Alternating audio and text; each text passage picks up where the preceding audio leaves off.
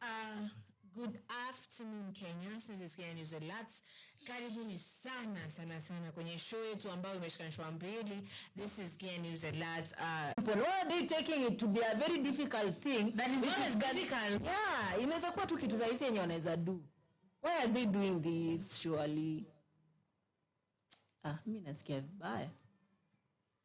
So without further ado, let's go to court.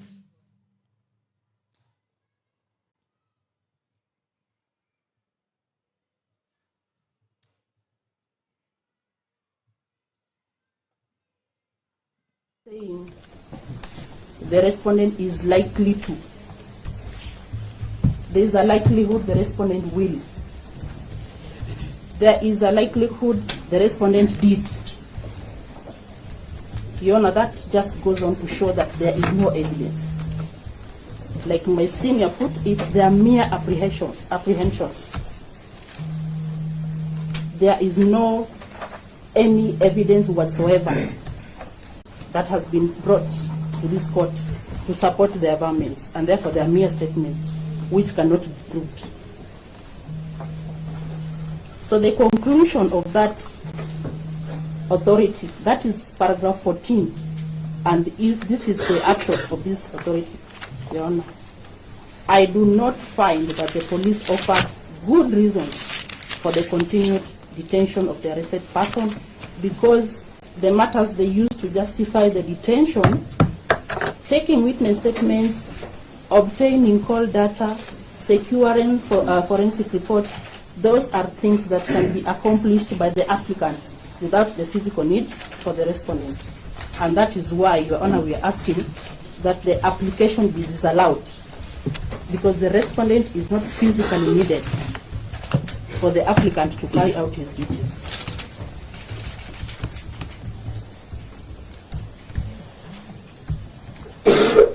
Now, Your Honor, there is a test that was established in the celebrated case of Oscar Sudi that my senior briefly touched on. This is Sudi Oscar Kipchumba versus the Republic. It's a criminal revision number 208 of 2020. Your Honor, in this case, there's established a double test that must be passed by the applicants for them to be able to detain the respondent. And these are the two tests, Your Honor. Number one is that there must exist exceptional circumstances. Exceptional circumstances for the applicant to want to detain the respondent. Your Honor, you have been told there are other people that are yet to be arrested. There is suspicion that other people were involved. From the deponent's own avowals, when he was here, he said some of the people are policemen and some are not policemen. If there are people who are involved together with the respondent, Your Honor, and they are not here, we do not know the extent of their involvement in this matter. So why would it be that the detention of the respondent is exceptional? Our submission on that, Your Honor, is that it is not an exceptional circumstance to want to detain the respondent. Number two, Your Honor, the second limb of the double test is the need for the applicant to use the least restrictive means. Least restrictive means. Your Honor, detention of the respondents cannot be said to be the least restrictive means for the applicant to be able to conclude their investigations. These courts can release the respondents on reasonable cash or bond terms and impose conditions that will enable him to attend the court. This court can impose a condition that the respondent should not leave the court's jurisdiction, that the respondent will be able to respond to the IO or any investigator whenever he is called upon. It cannot be said that the only way for the investigations to be carried out is detention of the respondents. Your Honor, those are my brief submissions on the matter, and for that reason, we pray that the application be disallowed, the application by the applicant be disallowed, and the respondent be released on reasonable bond terms or cash bail terms. Thank you, Your Honor. One word before, because we will not have time to do any submission. I apologize. My client tells me he had told me to pass his sincere condolences to the family of the loss of the deceased. He's a human being, and any family that has lost anybody is a big disaster to that family. And on behalf of his defense team, we also pass our condolences to the bereaved family, and may God give them grace as they deal with this sudden death. That's all, Your Honor. Okay. Prosecutor, do you have something to say in response to what yes, must be made? May you please, Your Honor, my name is Okundo. Yeah. Your Honor, so we are both the applicant and the respondent at the same time, so I'll take it globally in my response. You are the you appear for the state? Yes. IBOA. Yes. Okay. For the state. Okay. Proceed. I'm a prosecutor. Okay. Your Honor, we humbly submit that the evidence which has been tabled before you in the form of the affidavit clearly lays bare the reasons as to why the respondent should be detained for the period that has been requested.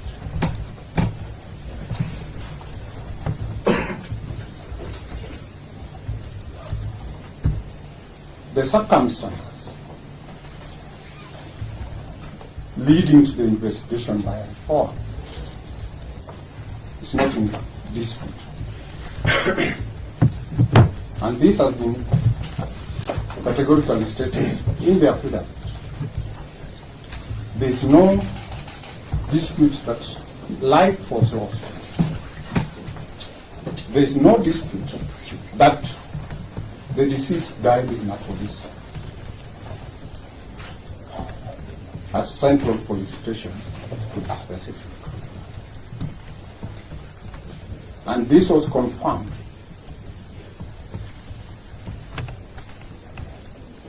by the medical report which has been attached to the affidavit. And the OB extracts which have been attached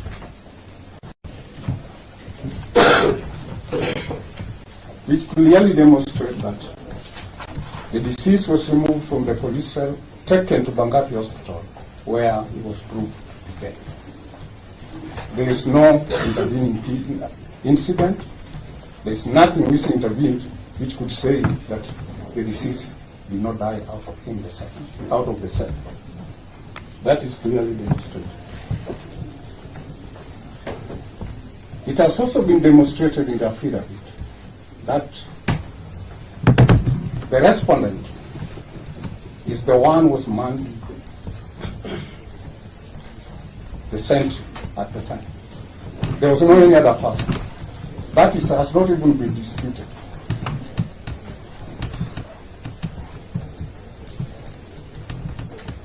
And the key reasons, which are the key grounds why this application has been made, is that there is fear of interference with witnesses. And the reasons have been given in the affidavit, which clearly demonstrate that this officer, the respondent, is likely to interfere with witnesses whose statements are necessary and who are police officers.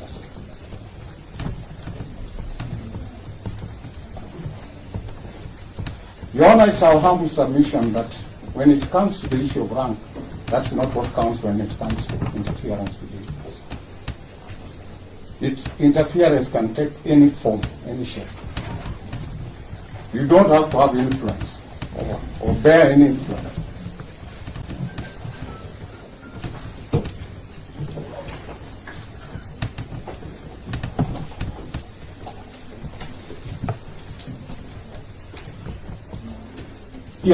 Your Honor, it has also been submitted before you.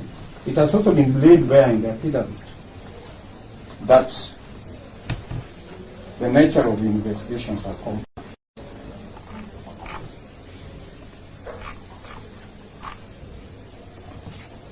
And, Your Honor,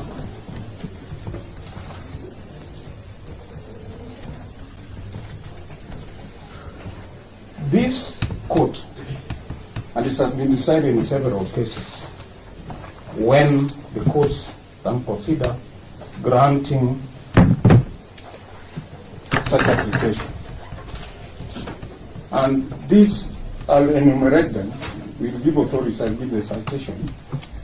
One is the serious nature of the offense, which is under investigation.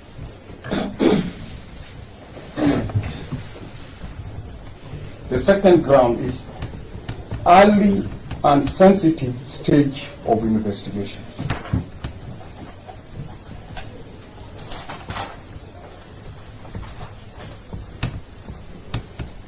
The third issue is the forensic and surveillance-based complexity of the case.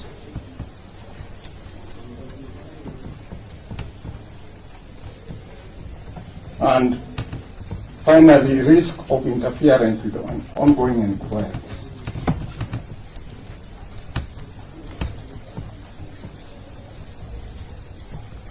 The facts which have been deposed in the affidavit clearly demonstrate the four grounds which I've stated.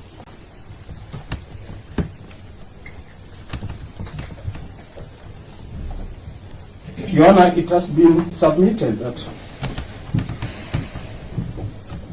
the arrest of the respondent was a knee-jerk reaction. We submit it was not. It has been established as to when investigation in this matter began by IPOL. It did not begin yesterday. It did not begin with the arrest of the respondent.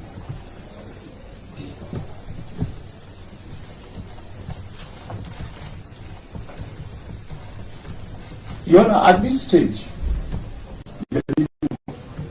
with Article 49 of the Constitution, and not Article 50. What Article 49 expects of the applicant in such a case is just to lay there before the court the justification for continued detention of a suspect.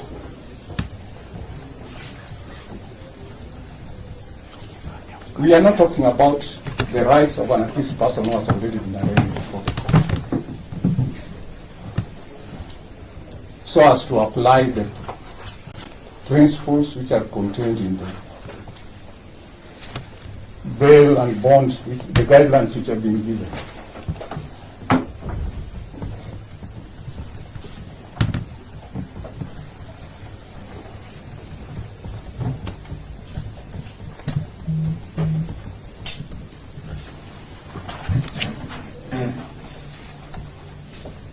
You know, there are compelling reasons. Have the respondent change to avoid interference with the investigation. Indeed, it is demonstrated in the affidavit that there was an attempt from the beginning when it was realized that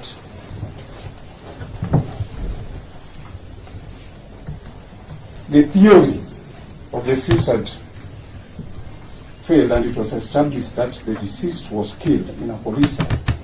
There was an attempt at interference or derailing the investigation from the beginning. And this has been demonstrated with attempts to destroy the data in the CCTV. That is demonstrated, and it's not in the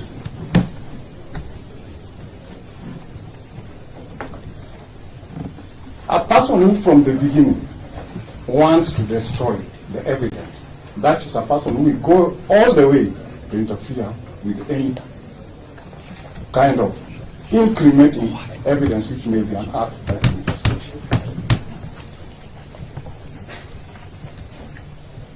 And this is not just a mere preemption.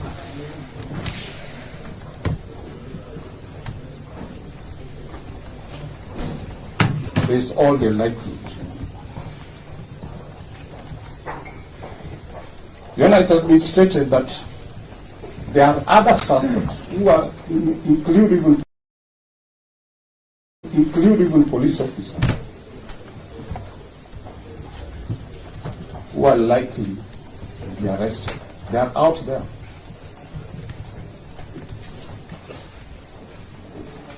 There are people who are known to the respondent. It has been decided in the case which we cite that where a suspect is likely to be out and communicate with witnesses and even other suspects who are still on the run, he should be denied, he should be detained when investigations are ongoing.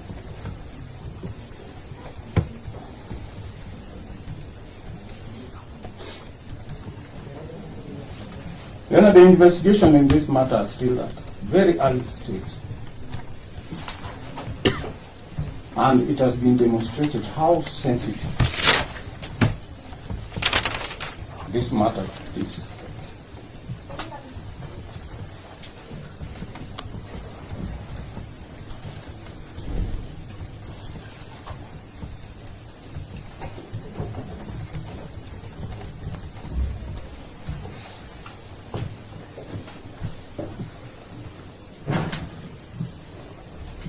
Your Honor, we submit that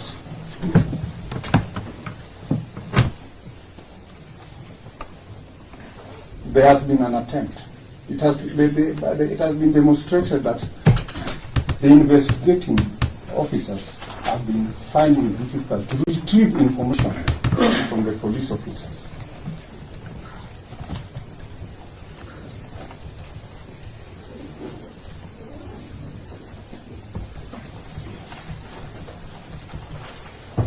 Requiring more reason why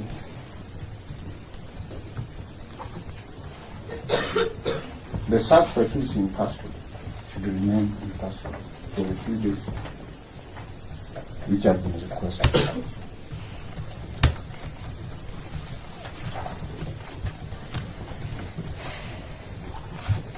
Your Honor, I want to respond to the authority which you are given. This is miscellaneous criminal application number 26 of 2018. This one now with Betty Gemtai, the mayor applicant versus public. At the onset, Your Honor, I wish to submit that this was an application dealing with the extension of time after an applicant has been detained. It does not apply to this instant case.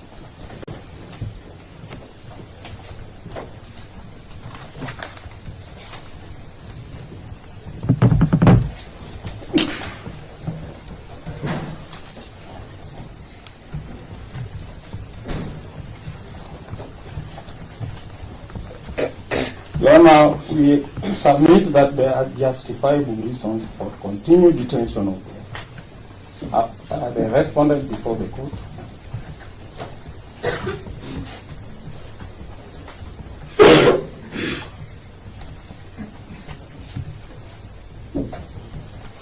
Article 24 of the Constitution allows for limitation of freedom. Regard only need to be given to the importance of that limitation. The importance of the limitation which we are seeking is to enable investigation to be completed without interference. It will be total injustice, travesty justice, if investigation were interfered with. At the end of the day, there are no witnesses, there's no tangible evidence to be presented before the court, because a suspect interfered with the investigation. It will be a disservice, in fact a dishonorable thing, to the family who was lost. It goes even a long way in protecting victims of crime.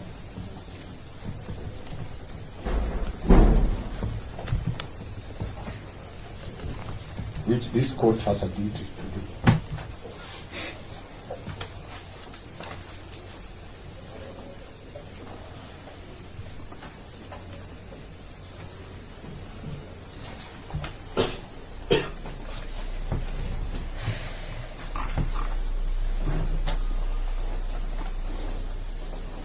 Your Honor, we finally submit that the investigation here has been established to involve issues of forensic and surveillance.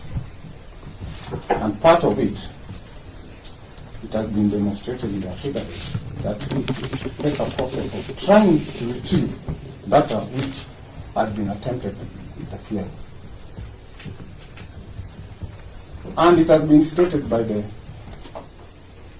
investigating officer on oath that this is something beyond him. It's done by an expert outside within his control.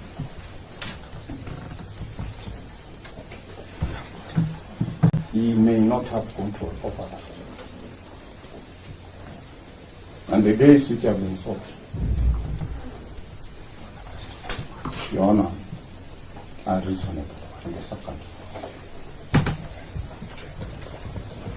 We are not saying that the applicant, the respondent, will not be given a fair hearing. Once the investigation has completed its charge, he'll have his fair hearing, have his day in court without the rights of an accused person. We are just protecting the evidence to be tendered. Then on the authority which you have given on the issue of calculation of this, when I will submit that there is no mischief in the application which you have made. In any case, that does not go to the root of the application, even if you were to apply the rule of computation of this.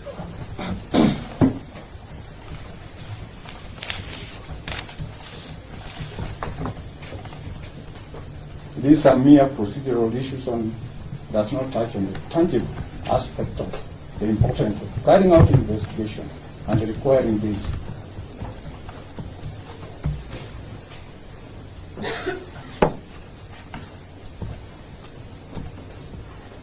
"21 working days requested." It's not a mistake. It's an estimation in the sight of an investigating officer.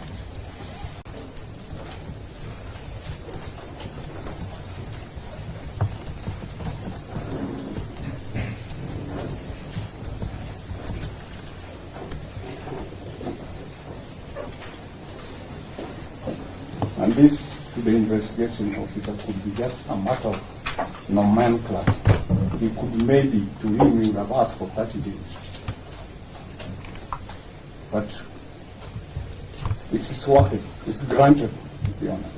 We urge you to allow them our application for detention for 21 days and reject the application for bond at this time, as we jeopardize the investigation.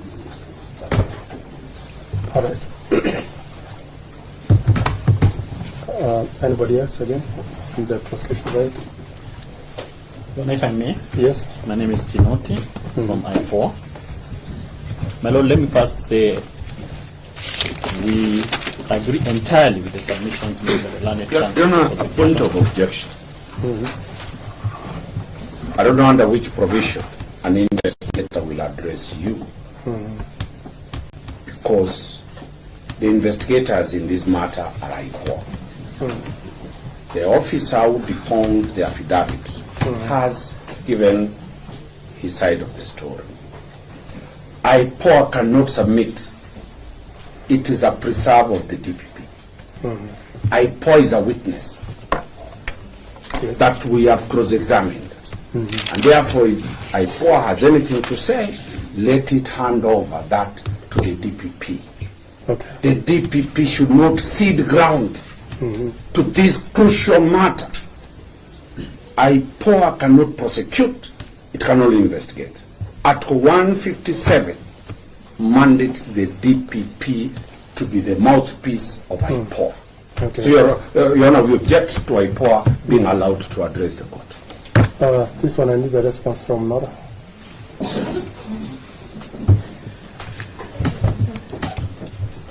You have given up, so you are driving No, seat we haven't. to. We haven't.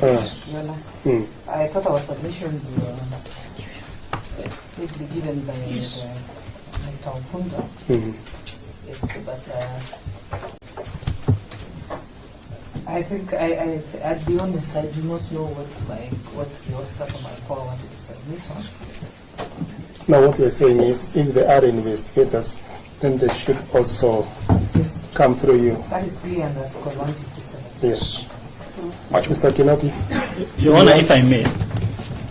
I'm not recording that meanwhile. I was just saying, if you had something you should have also passed over to the DPP or stop.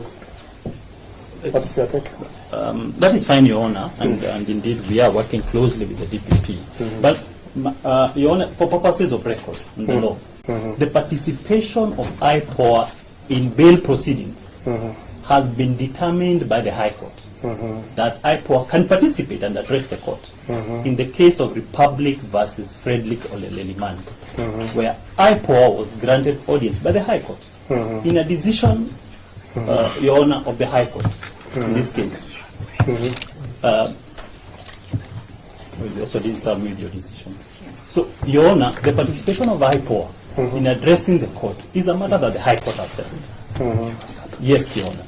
And so, Your Honor, there is no prejudice whatsoever on IPOA submitting on this issue. And in fact, Your Honor, as an officer of the court, all I wanted to do was bring to the court attention that decision that I've just mentioned of Republic versus Frederick Oleleliman, which is at complete at one with current case that Your Honor is dealing with. And having brought it to your attention, Your Honor, that decision is available at EKLR. When you retire, Your Honor, I would urge you to have a look at that decision. So, I hear you to say you are investigating the murder issue, is it not? So basically, you are for the victim. Yes, Your Honor. Is that so? Yes, Your Honor. What about the Supreme Court case of Redrick Waswa? Your Honor, before you go there, Just as a minute. Yeah, because it gives you some attitude, you know, to what extent that the counsel for the victim should address the court. Is it not? It does, Your Honor. It does. To what extent the Redrick Waswa case, the Supreme Court? Yes, Your Honor, it does. And I believe the Supreme Court case finds the courts below. It does, Your Honor. So I was thinking that you can also look at it and see. you know what I was raising? Yes. IPOA does not have jurisdiction under the Victims Act. They are investigators, like EACC, like the DCI, like KRA, they do not represent the victim. And therefore they cannot pretend to be investigators and represent watching brief. That role is very clear, and that notion should be put to settle. The DPP is the only one under 157 with that constitutional mandate. Anybody else, if they are civil society groups representing the family, they have a right. Waswa's case has given them the right and the scope to participate. But an investigator talks through the DPP. He cannot pretend to be a prosecutor. That's all that we are saying. Their roles and the mandate is very clear. Section 3 of IPOA is very clear, very distinct from Article 157. Let us defend the constitutionality of this country. Okay, I hear you, Mr. Omari. That's enough. That's all. So, just a minute, Mr. Kinoti, are you okay that you can pass your submissions to Mr. Opondo? We will pass our submissions to Mr. Opondo. We have no objection to passing our submissions to Mr. Opondo. Okay. But Your Honor, for purposes of record, the position of the law enunciated by Learned Counsel Mr. Omari is not correct, Your Honor, for purposes of record. Okay. Our position, Your Honor, our position remains that as decided by the court in that case, just mentioned, IPOA can participate in proceedings before the court. And Your Honor, we have no objection of passing our whatever we because need if you are for the victim, if the court issues you are allowed to participate. That one is allowed. I think also what is happening is that my colleague is misreading that decision. Because, you know, if you look at that decision, and I believe that is the position, is that IPOA at that time was watching brief. Yes. Okay. In this case, even if you look at the heading of this proceedings, it Heading is is letters. Republic to the IPOA. Okay. So your mouthpiece is the DPP. I think as the DPP, let's put that matter to rest. Yes, We kindly. will advise accordingly. Yes. We will respond to the issues raised. Yes, on behalf of IPOA. I think that is settled. Yes. That's it. Mr. Kinoti? Yes, Your Honor. We settled. are okay proceeding with Okay. through the DPP. All The right. position of the law, Your Honor. Mr. that we have Opondo, stated. you had said something? Yes, Your Honor. I said I will give the court recitation of the policies. I concluded before doing that. So what is it? Number one is? Number one is Republic versus Geoffrey Mutuku and 4 others. This 2015 EKR. 2015. Yes. Okay. And we also have Republic versus Jackson Munene Ndugu. 2020 EKLR. We also have Republic versus Paul Ndungu Waweru. 2016 EKLR. We also have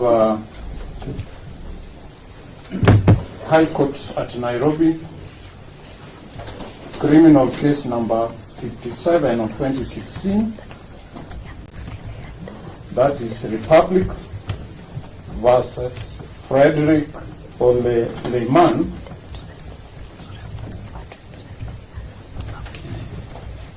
And 4 others. Okay. That's all. Right. So are we done? Prosecution side? Yes, ma'am. All right.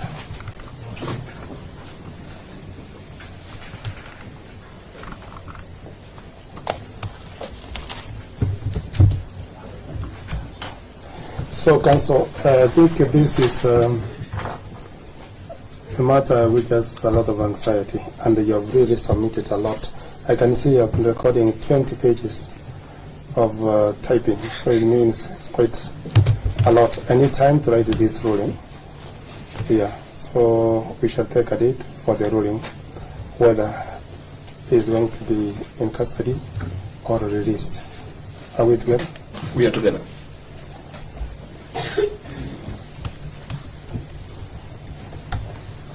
So we can have it on the 20th of this month for ruling. That's convenient, Your Honor. Aipoa, where do you want him to be detained in the meantime? Capital here.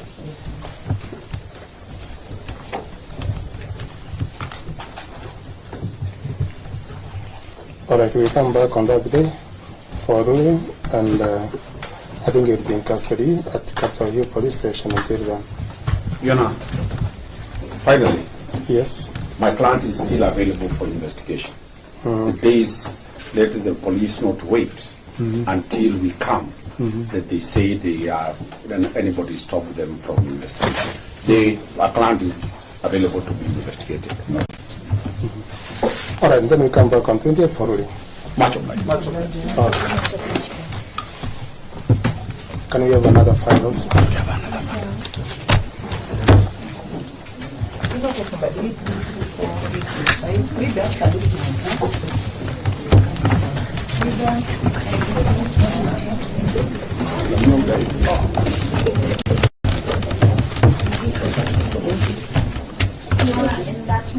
Yes.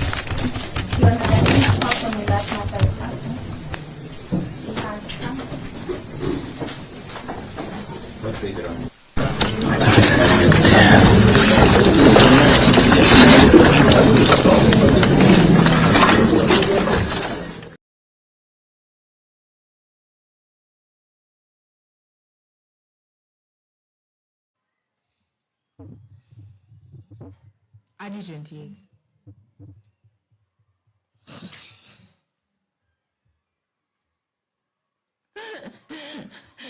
Walai. Eish. Okay, people you.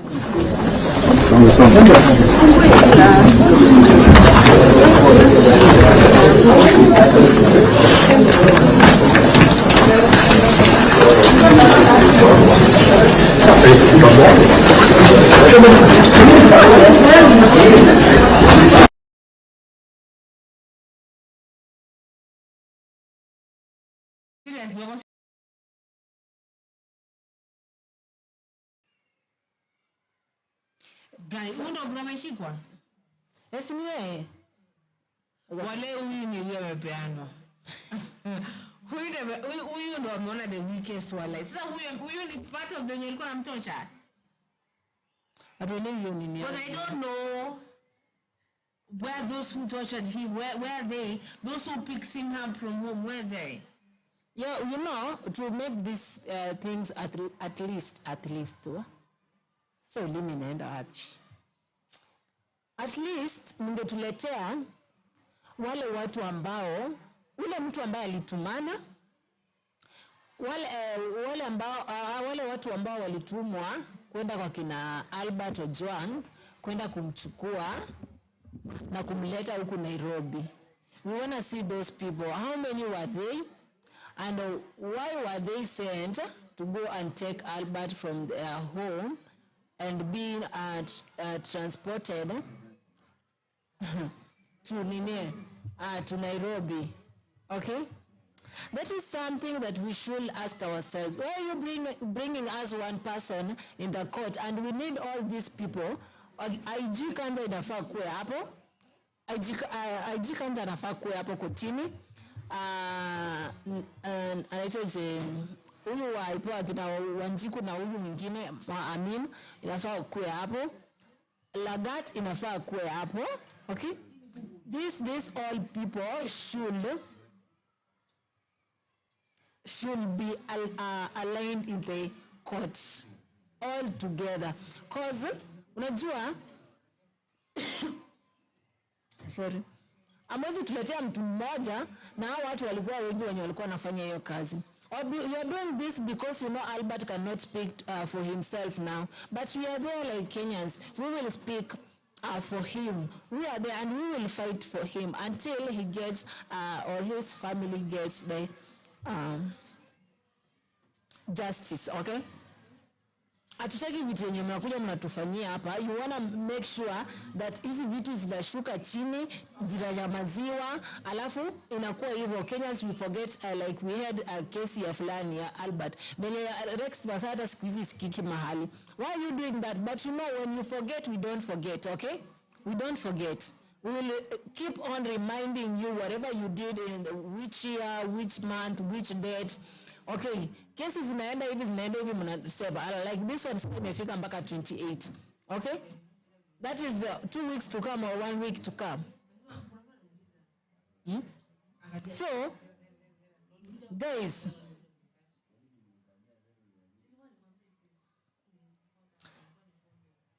mwacha kutubeba ufala shwali. We are grown-up people. Our mindset is okay. We think there is something that we call internet. You know, internet does never forget. And then let me ask the police who are at the maandamano. Okay, when mlikuwa mnapiga watu.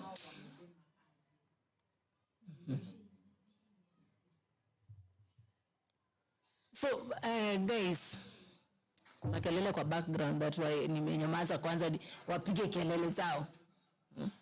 So, guys, as we were continuing to ask or to say, why were these police coming to the streets while we have nothing, we are unarmed? Council, you are not getting the... I've asked a simple question. Retrieval of CCTV footages. Data. And the data. Yes. Is he required to be present at the time you are retrieving data? Presence as in... Present, physically? No. Thank you. Paragraph 25. Proceed. What does paragraph 25 say? Crucial police documents at Central Police Station. You want to access crucial police documents? Yes. True? Yes. Confirm that the officer, what is the rank of the officer? PC. He's a police constable.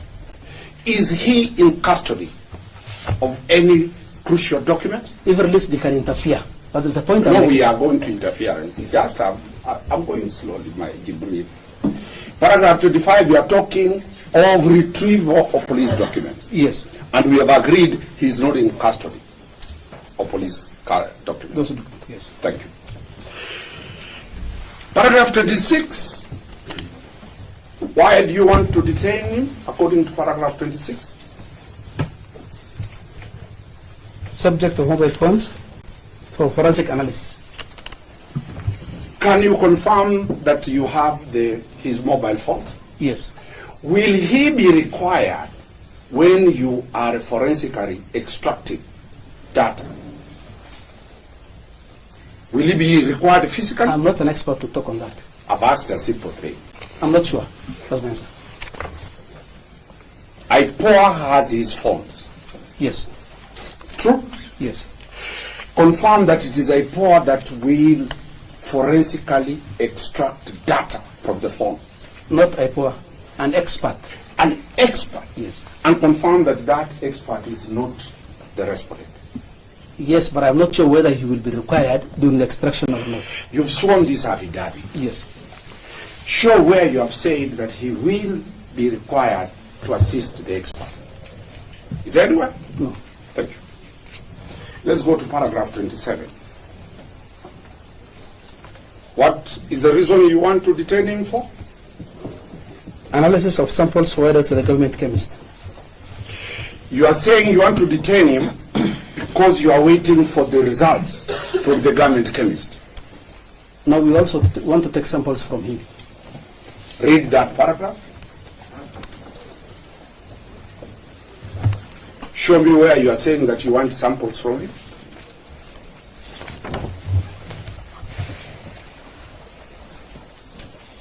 I'm specifically on paragraph 27. Yes. It's not appearing anywhere. It doesn't appear anywhere. So, confirm that this respondent does not work at the government chemist. He's a policeman. Yes. And he will not be required to assist scientists at the government chemist. He will be required for samples. Let's go to that sample where you are heading. Show me the paragraph where you want him to extract samples from him. It's not available in my It's not available. Let's proceed. Paragraph 28. Before 28, which is our conclusion, go to 29. What are you saying? Why you want to detain him? He's a police officer attached to that station, and if released, can interfere with investigations and tamper with evidence at the station.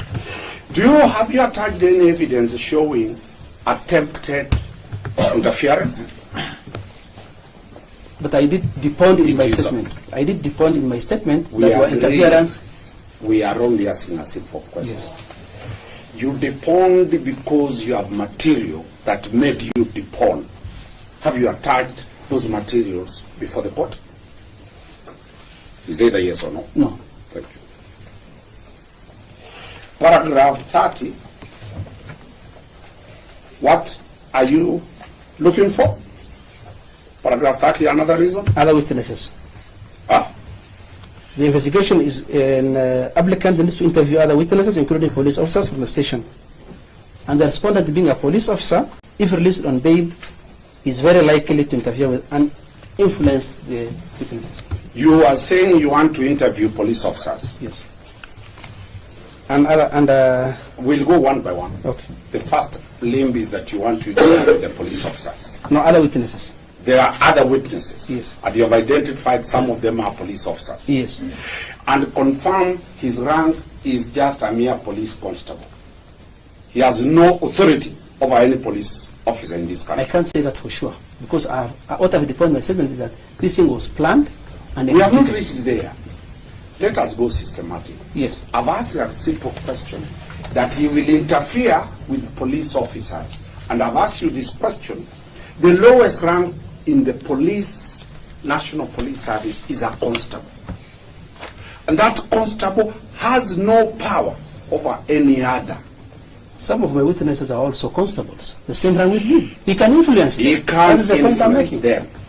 Have you produced any evidence to that effect? Not. Thank you. Let's move to the next one. He says,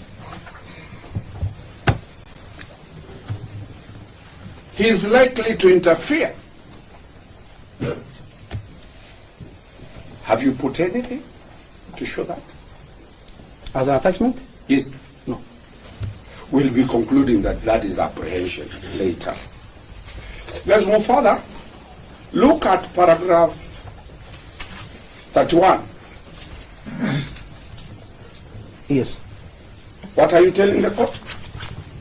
That the crime was planned, executed due to the seriousness of the offense, and the completeness of the investigations will require more time to carry out investigations. This is a very serious crime. True? Yes. Is there any crime that is lesser than any other crime? Under what parameter do you decide this is a serious crime, this is a light crime? Have you provided that? The sentences imposed, that the sentences that each offense carries actually show the seriousness. Kindly confirm that this is an offense of murder. Yes. Which carries what sentence? Up to mandatory sentence of death. You are aware murder suspects can be jailed even for 1 day? Yes, depending on the discretion of the court. But it carries a maximum sentence of death. Let's proceed.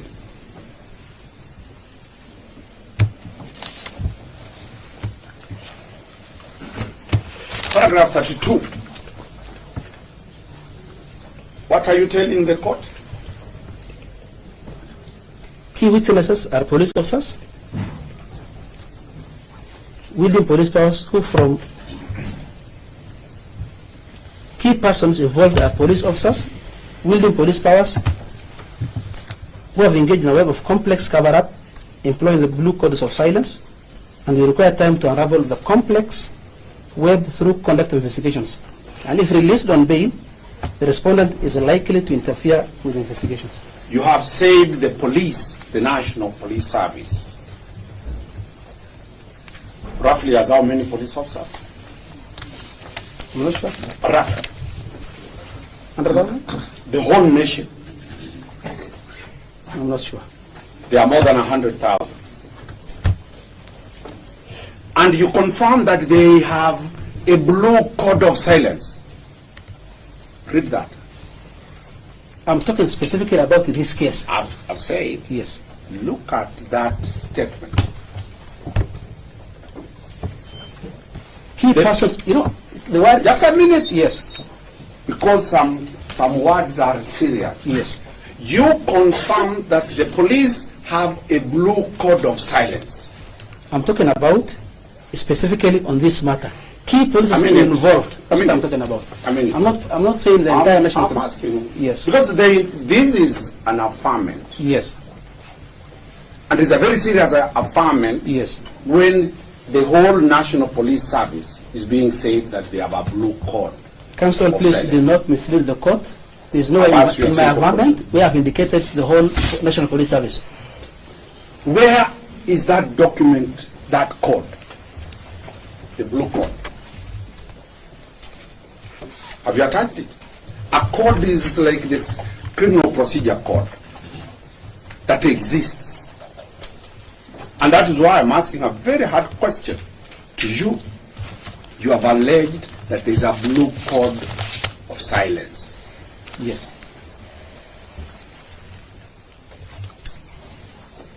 And you have put that it is an organized offense, according to that paragraph, and all police officers have agreed to be quiet. You are misleading the court. Explain. You explain. No, it's not. I might be wrong. Yeah, you're actually wrong because that's not what my friend says. Allow me to interject. I think counsel needs to focus on the paragraph in question. He has repeatedly asked the question and it has been answered. Now he is attempting to answer it, or rather to lead the witness in the manner in which he wants the witness to respond. Let him attack the paragraph specifically. The witness, the officer has stated clearly that he's specifically dealing with this case. If counsel knows of any other code, then he can do that in his submissions. But the witness has stated it specific to this particular issue. So let him avoid putting words in this. I'm very specific to this case. I'm not talking of any other traffic offenses or sexual offenses. In this case, it is your evidence that the National Police Service has taken an oath called the Blue Code of Silence. No. No. He has not stated anywhere. Yes. He has not referred to the National Police Service. Let's be clear, that is a serious assertion. Your Honor, the paragraph starts in paragraph 32 that moreover, because key persons involved are police officers, wielding police powers, who from preliminary investigations have engaged in a web of complex cover-up, employing the Blue Code of Silence. He has started by saying it's a multiplicity of police officers, wielding power, and that they're using the Blue Code of Silence. And that's what I'm putting him to task. Does he have evidence that from the Inspector General downwards, by rank and by name, anybody is doing that Blue Code of Silence? Simple. I didn't just answer the question, but right. if it was not answered, it was to you. Maybe you can frame it in a different way. I'll come back. I'll come back. Let's go to paragraph 33. Yes, Your Honor. What are you saying in paragraph 33? The matter has elicited considerable public anger and outrage, as made apparent by demonstrations held over the matter. Therefore, the safety and security of the respondent may be imperiled if he is released on bail. Read paragraph 34. The court can take judicial notice of the fact that this matter is of great public interest. There is an outcry from Kenyans from all walks of life, including the Senate, the National Assembly, and even the President of the Republic. So, this matter has been discussed in the Senate, true? Yes. This matter has been discussed in the National Assembly. Yes. The President of the Republic of Kenya has also talked about this matter. Yes. Go to paragraph 3.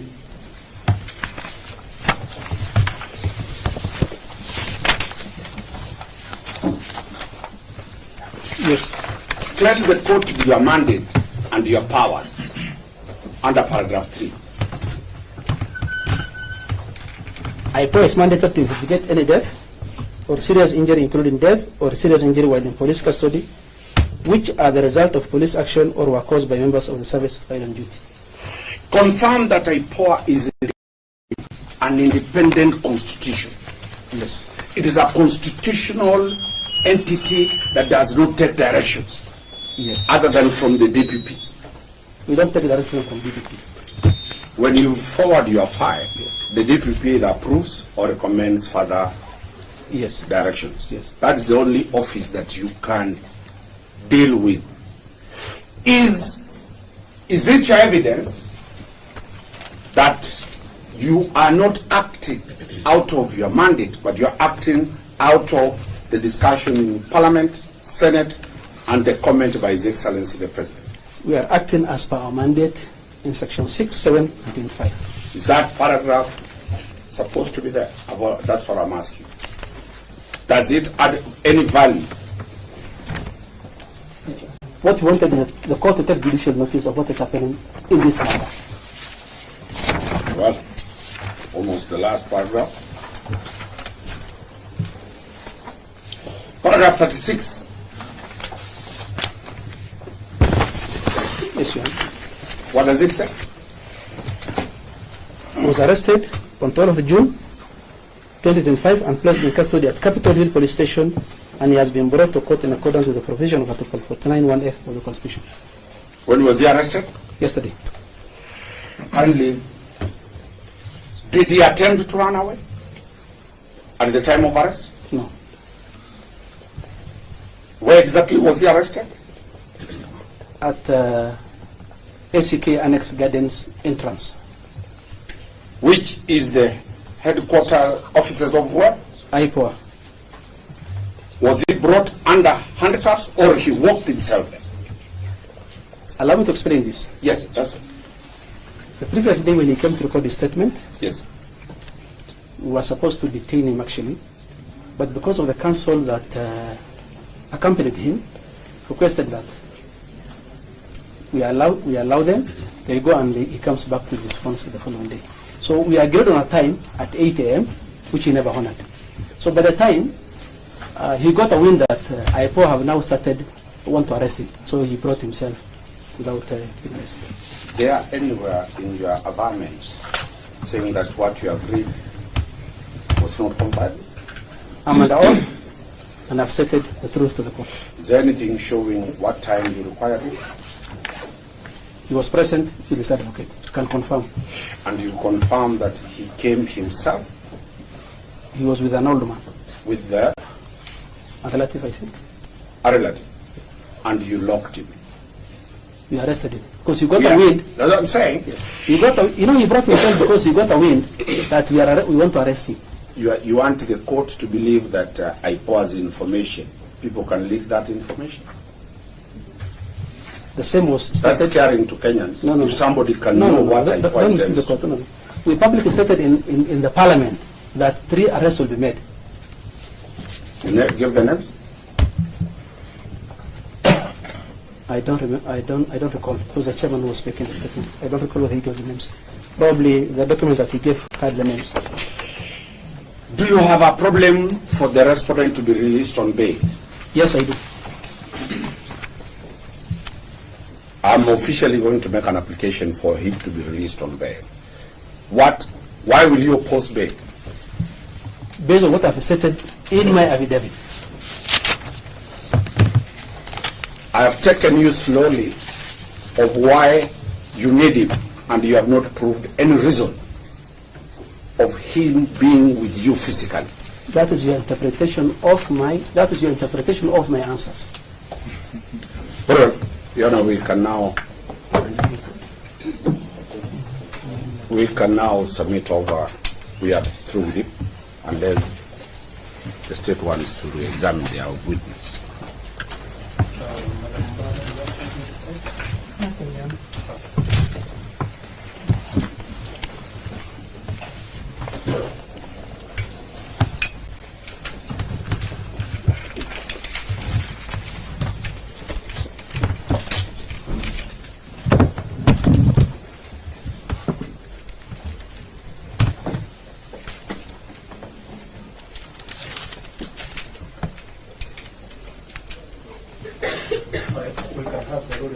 You know, we've not, there's an application I'm making now. No, we are not yet.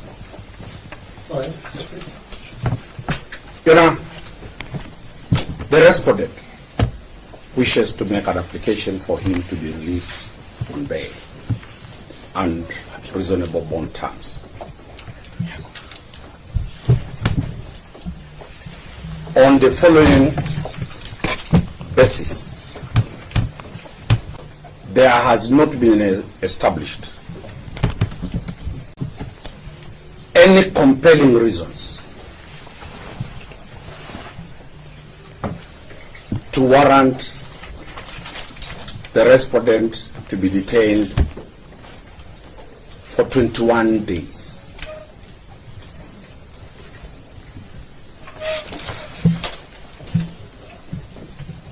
The respondent willingly submitted to the authorities when summoned.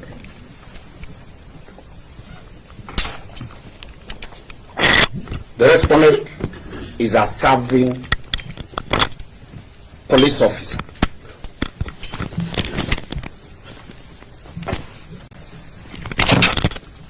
And the government has all the records.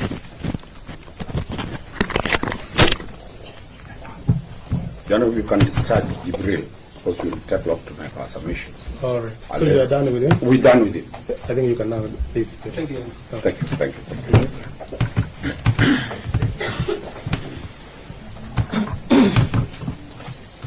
Yes. You know, there has not been any material placed before this court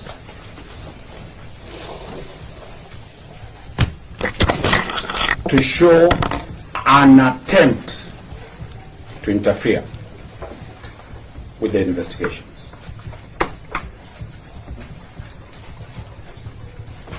My other brothers and sisters here will deal with authorities that demand for that. You know,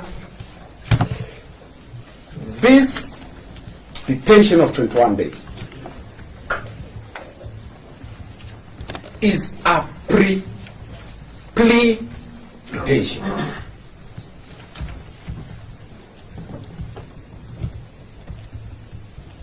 Where the liberty and the freedom of the respondent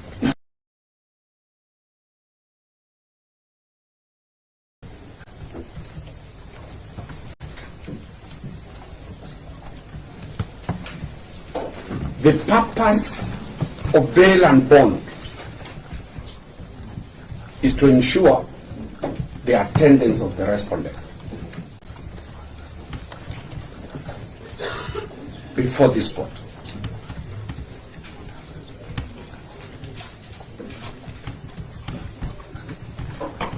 Is plea detention the only option available?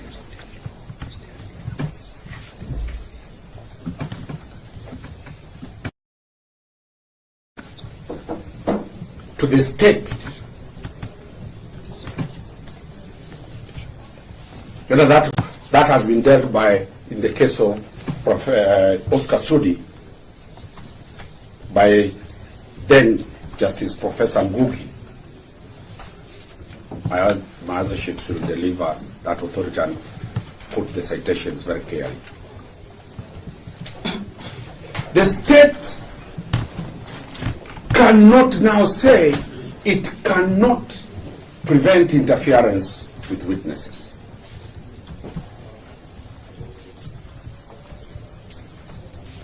The Republic of Kenya is not a banana country.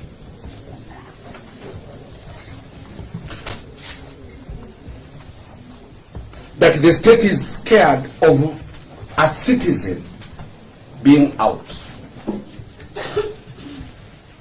The mandate, the government of Kenya is to ensure everybody complies with the law.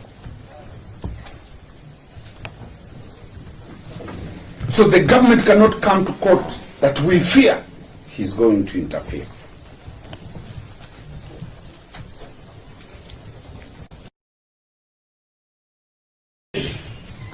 That is a banana country that will tell people that we fear an individual is likely to interfere.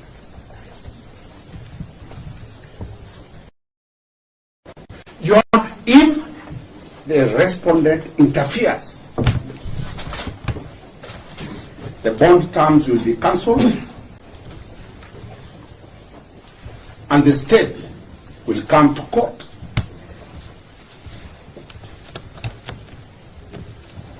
to show that he has failed to comply with the court orders.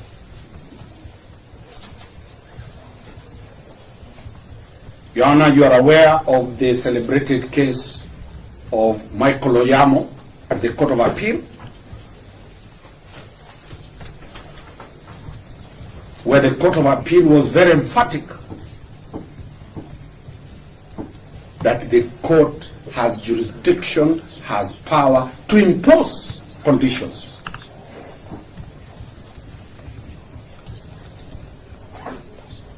And that is why we are seeking that the court imposes conditions of bail and bond.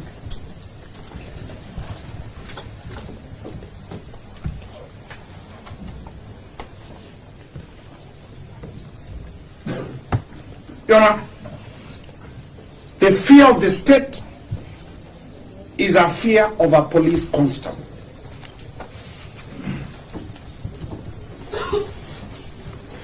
We urge the court to take judicial notice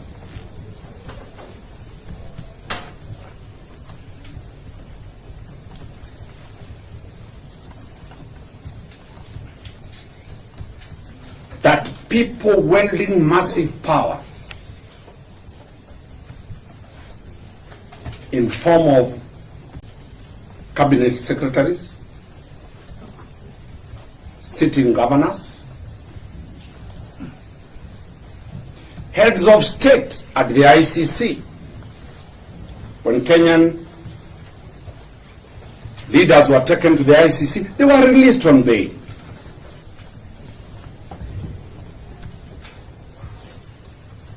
So that fear, Justice Kuril has dealt with that fear in the celebrated case of Dwight Sagare. The state must show by materials that the fear they are having is not mere apprehension.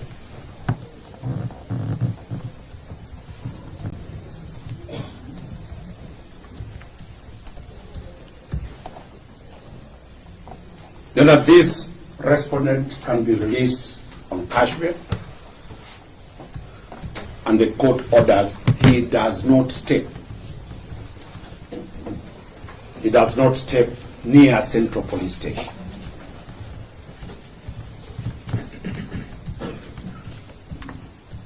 His parents are here, his relatives are here. He'll be confined to his home area until when the DPP decides to charge.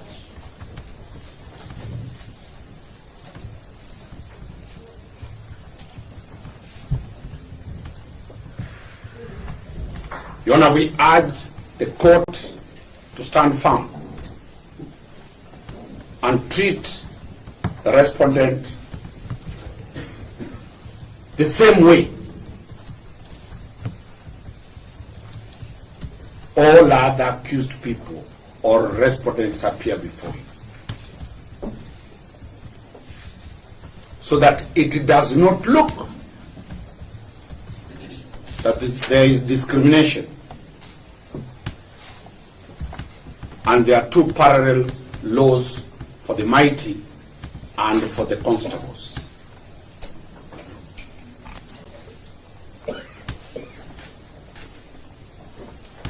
Your Honor, a mere statement that the police have a blue code of silence is not factual.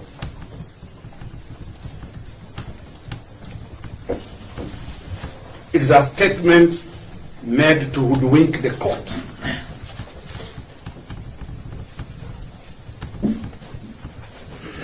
The applicant IPOA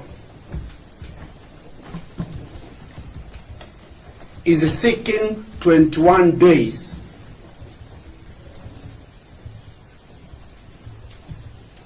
to detain the respondent in a police station, not manned by IPOA staff, manned by the same police officers.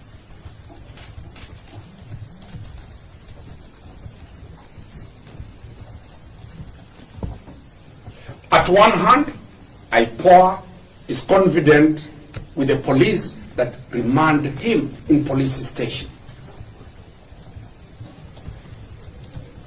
In the other hand, it is telling you, Your Honor, the police have a blue code of silence. You can't speak from both sides.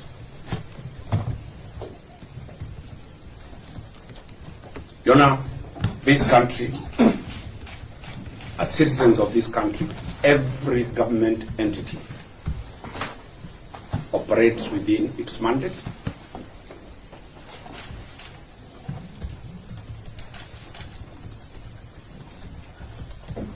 We urge the court to find that there are no compelling reasons.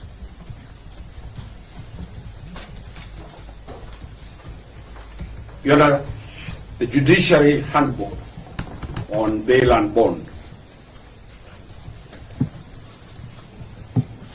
which the court is very aware, has provided for parameters to be considered for denial for bail.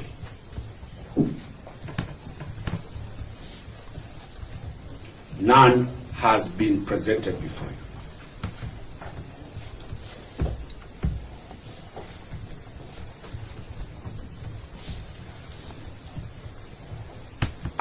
The applicant says there is a public uproar. There are demonstrations on the streets.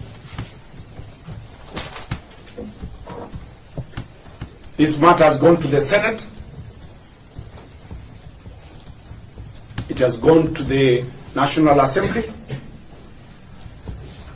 and the Commander-in-Chief of the Armed Forces, His Excellency, President Dr. William Ruto, has talked about it.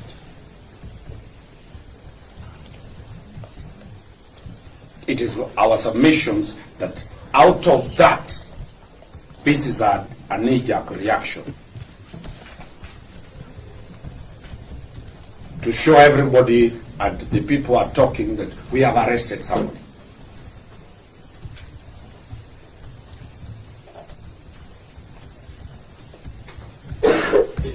Your Honor, may you get favor in my submissions and allow the advocates with me to deal with the law and the authorities that will be supplying to court. I hope the state has been given those authorities. Thank you. Right. Anybody else again? Yes, yes, Your Honor. What's the name? Stanley Kinyanju. Kinyanju, yes. Yes, Your Honor.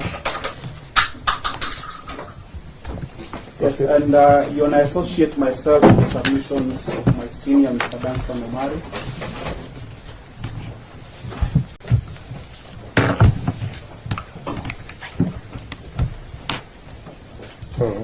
And I begin by saying, Your Honor, that there can never be public interest greater than a constitutional value.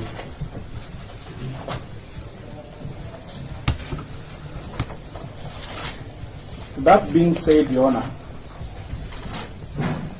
the application for bail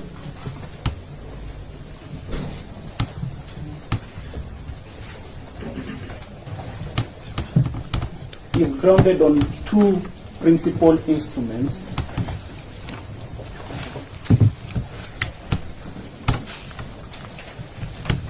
which is one, the Constitution of Kenya,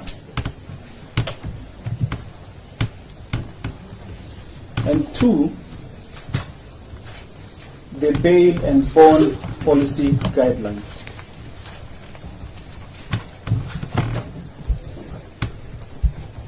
Now, Your Honor will note that these two principal instruments then give birth to two foundational values upon which the application for bail has been made today.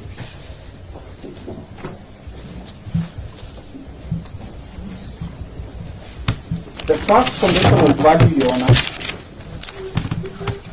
is the presumption of innocence.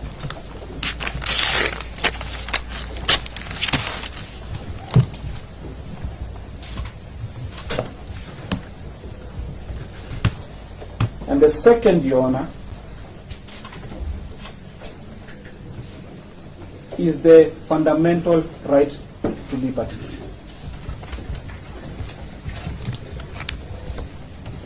And paragraph 3.1 of the bail and policy guidelines offer an explanation as to the second value,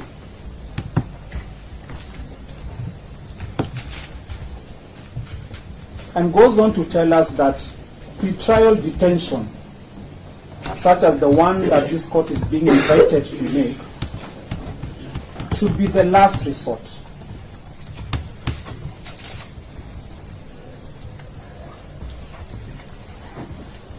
And the criminal justice institutions, which is this honorable court,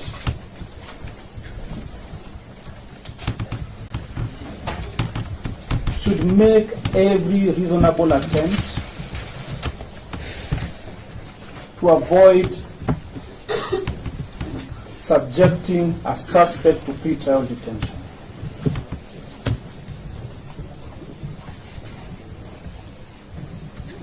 Having laid those values, then we must remind ourselves that the bail and bond policy guidelines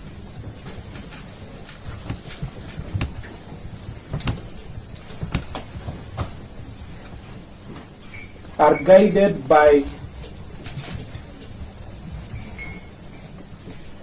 principles derived from international instruments.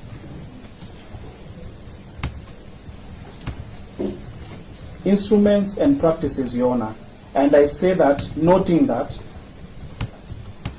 there is nowhere that politics of the day inform bail and bond policy guidelines. And one such instrument, Your Honor,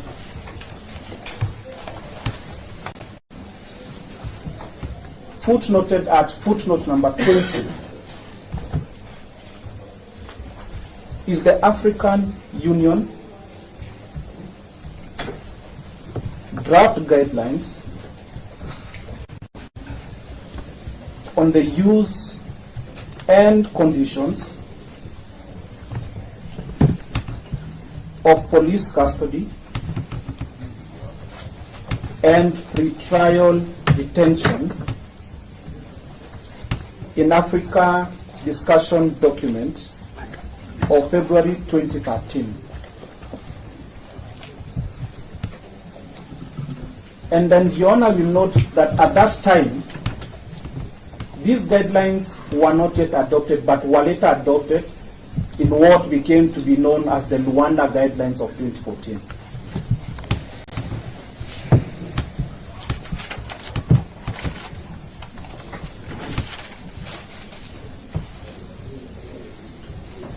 And Your Honor, those guidelines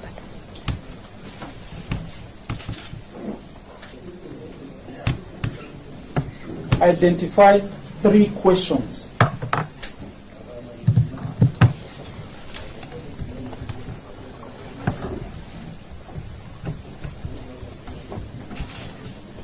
Leading to a determination of an order of pretrial detention, whether in the negative or the positive.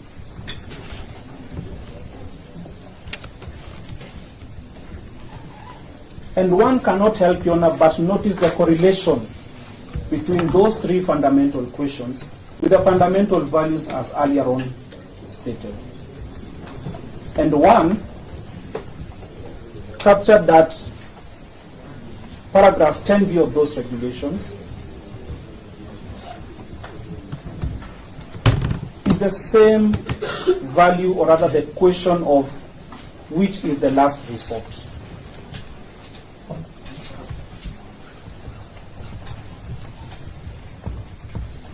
As my senior has submitted, that this court has the power to give orders and restrictive orders as such to the respondent in this matter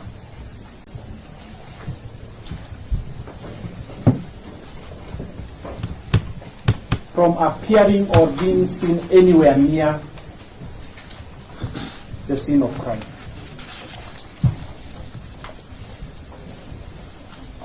The second question this court should answer, is whether there are grounds which have been clearly established in law and not motivated by discrimination of any kind. That is paragraph 11 of the Luanda Guidelines. And in this case, I need to stress on the word discrimination. My colleague will submit on the case of Betty Jemutai, and Your Honor will note that the only reason being advanced by the applicants in this case is the fact that the respondent is a police officer.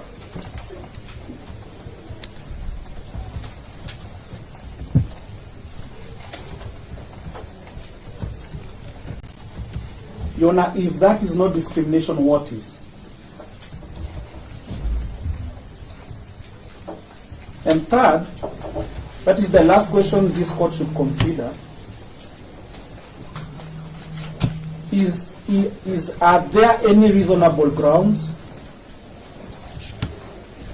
to believe that the suspect has been involved in an offense carrying a custodial sentence, and Your Honor, I stress on the word and, being conjunctively, there is a danger to abscond, commit further serious offenses, or if released, the individual will not be in the interest of justice. Your Honor has had the benefit of hearing the evidence and the testimony of the deponent of the affidavit. Your Honor, there is no tangible evidence that has been submitted before this court other than the mere apprehension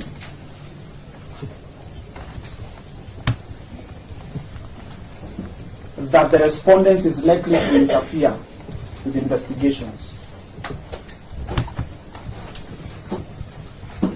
Your Honor, the deponent has gone on further to remind us, and he does so in his affidavit and the application, that there are already preliminary investigations which have realized some certain facts.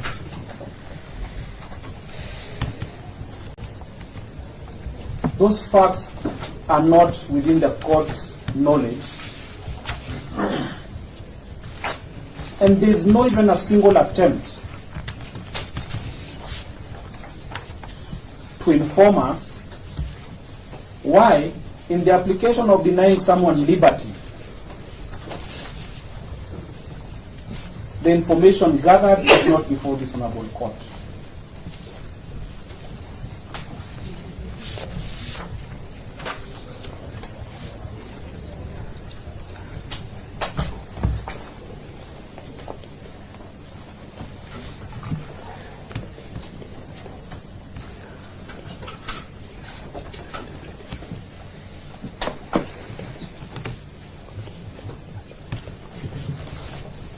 Your Honor, those are my humble submissions insofar as the application for bail is concerned. Okay. And before, Your Honor, I sit down, I need to further point out to this honorable court that the application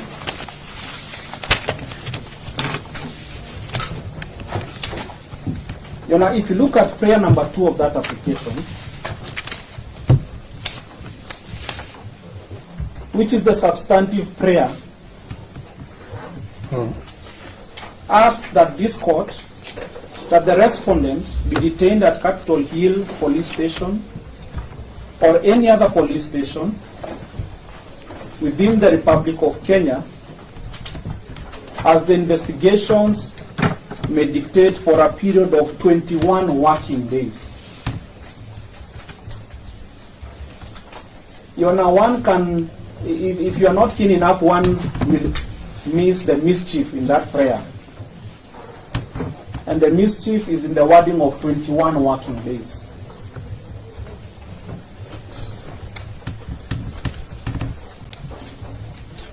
Your Honor, will note that this application has been brought under the ambits of Section 36A of the Criminal Procedure Code, which is a written statute. And as we all know, as lawyers and even students of the law in this courtroom, that statutes have their own ways of interpretation. Yes. And, Your Honor, to discourage this sort of mischief, the Parliament, in its own wisdom, brought into force the Interpretation of General Provisions Act. And, Your Honor, Section 57D Section number? Section 57D. Okay. It states that where an act or proceeding is directed or allowed to be done or taken within any time not exceeding 6 days, excluded days shall not be reckoned in the computation of time. The excluded days are Sundays and public holidays. That is if the prayer or any request is made where computation of time is required for less than 6 days. You're not asking for 21 working days. That is well over the 6 days which are provided.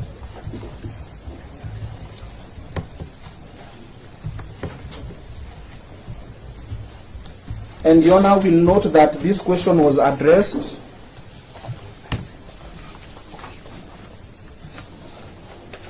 in the case of Longinus Oroni Murunga versus David Masika Matumbo, Civil Appeal number 319 of 2013, in the Court of Appeal at Eldoret.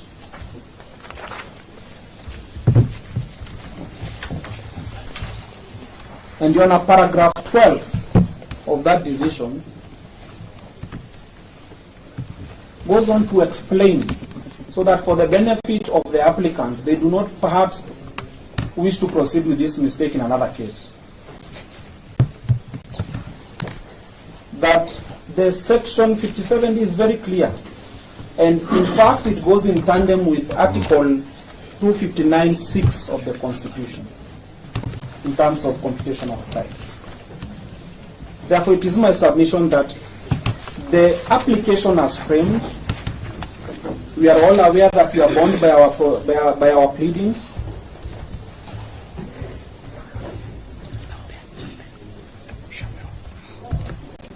That the orders cannot be granted.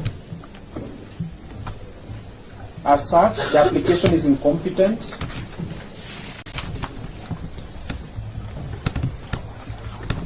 And the respondent should be released forthwith. That's all, Your Honor.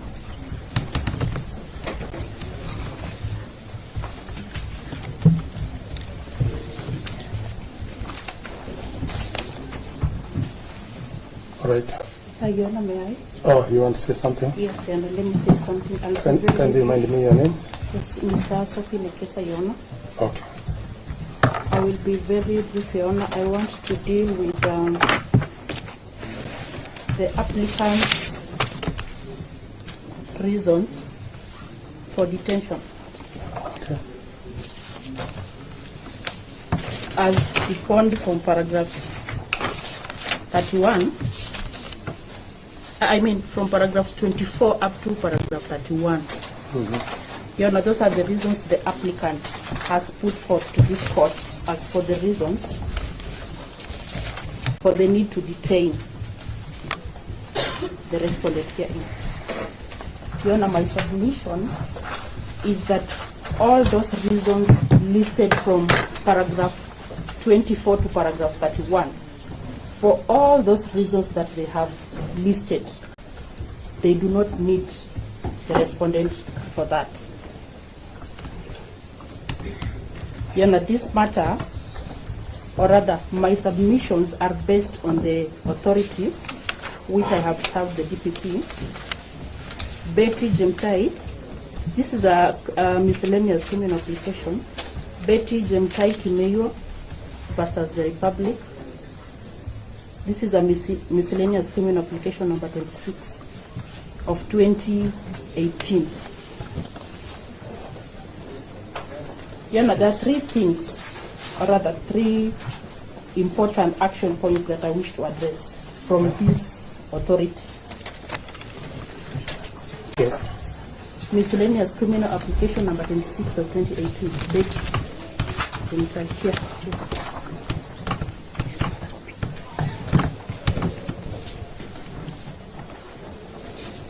So, Your Honor, paragraph 7 of that authority, the court is saying the respondent can be detained based on available evidence. Available evidence are the wordings of that paragraph, Your Honor. It has already been shown from the supporting affidavit of the applicant. No evidence has been shown to this court, and therefore they are mere averments. It has not been shown, Your Honor, paragraph 9 of that authority, the reason as to why the respondent might be detained further. The prosecution needs to show that the suspect is a flight risk or is likely to escape or is likely to interfere with the witnesses. Your Honor, even from the supporting affidavit of the applicant, they have not averred to that effect. There is nowhere the applicant is saying the respondent is a flight risk or is likely to escape. And number one reason why the respondent is not a flight risk, why he is not likely to escape, and why they did not put that in the supporting affidavit is because the respondent is a serving police officer, Your Honor. He cannot escape and leave his job. That is what he does for a living. That is what sustains him and his family. There are averments to the effect that the respondent might interfere with witnesses. Your Honor, paragraph 3 of the supporting affidavit of the applicant. The applicant says they have already interrogated some witnesses. So when at paragraph 30 they say they will already interfere with witnesses, we are wondering if who are these witnesses that are yet to be interrogated? Because at one point they will interfere with the witnesses, at another point we have interrogated the witnesses. So where is the truth? If anything, Your Honor, this is a police corporal. Constable, apologies, Your Honor, is a police constable. It cannot be true when the applicant says he is a police officer. That is paragraph 32 of the supporting affidavit. It cannot be said that the police officer wields police powers a police constable, Your Honor, is not capable of wielding any police powers in the context of these investigations.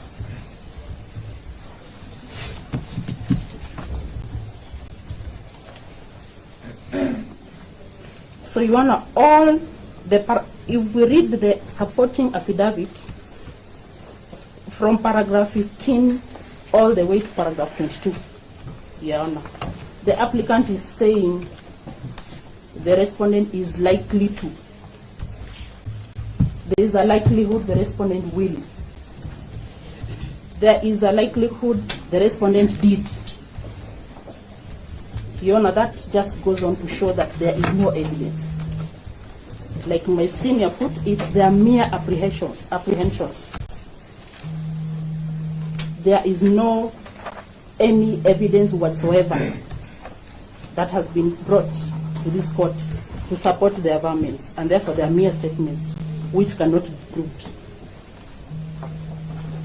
So the conclusion of that authority, that is paragraph 14, and this is the action of this authority, Your Honor.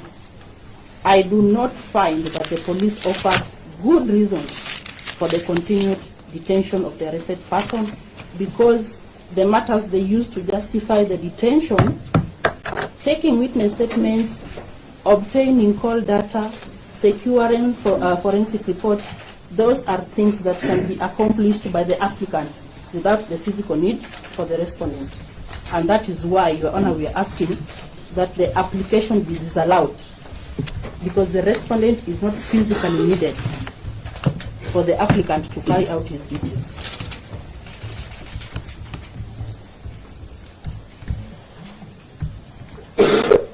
Now, Your Honor, there is a test that was established in the celebrated case of Oscar Sudi that my senior briefly touched on. This is Oscar Sudi Kipchumba versus the Republic. It's a criminal division number 208 of 2020. Your Honor, in this case, there's established a double test that must be passed by the applicants for them to be able to detain the respondents. And these are the two tests, Your Honor. Number one is that there must exist exceptional circumstances. Exceptional circumstances for the applicant to want to detain the respondents. Your Honor, you have been told there are other people that are yet to be arrested. There is suspicion that other people were involved. From the deponent's own avaments, when he was here, he said some of the people are policemen and some are not policemen. If there are people who are involved together with the respondent, Your Honor, and they are not here, we do not know the extent of their involvement in this matter. So why would it be that the detention of the respondent is exceptional? Our submission on that, Your Honor, is that it is not an exceptional circumstance to want to detain the respondent. Number two, Your Honor, the second limb of the double test is the need for the applicant to use the least restrictive means. Least restrictive means. Your Honor, detention of the respondents cannot be said to be the least restrictive means for the applicant to be able to conclude their investigations. This court can release the respondents on reasonable cash or bond terms and impose conditions that will enable him to attend the court. This court can impose a condition that the respondent should not leave the court's jurisdiction, that the respondent will be able to respond to the IO or any investigator whenever he is called upon. It cannot be said that the only way for the investigations to be carried out is detention of the respondents. Your Honor, those are my brief submissions on the matter, and for that reason, we pray that the application be disallowed, the application by the applicant be disallowed, and the respondent be released on reasonable bond terms or cash bail terms. Thank you, Your Honor. Your Honor, one word before, because we will not have time to do any submission. I apologize. My client tells me he had told me to pass his sincere condolences to the family of the loss of the deceased. He's a human being, and any family that has lost anybody is a big disaster to that family. And on behalf of his defense team, we also pass our condolences to the bereaved family, and may God give them grace as they deal with this sudden death. That's what, Your Honor. Okay. Prosecutor, do you have something to say in response to what? Yes. Case must be made. May it please Your Honor, my name is Popundo. Yeah. Your Honor, so we are both the applicant and the respondent at the same time, so I'll take it globally in my response. You are the you appear for the state? Yes. IPOA? Yes. Okay. For the state. Okay. Proceed. I'm a prosecutor. Okay. Your Honor, we humbly submit that the evidence which has been tabled before you in the form of a affidavit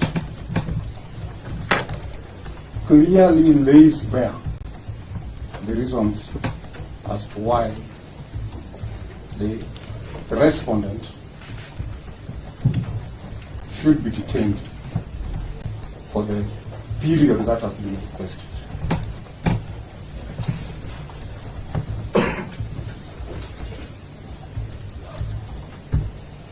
The circumstances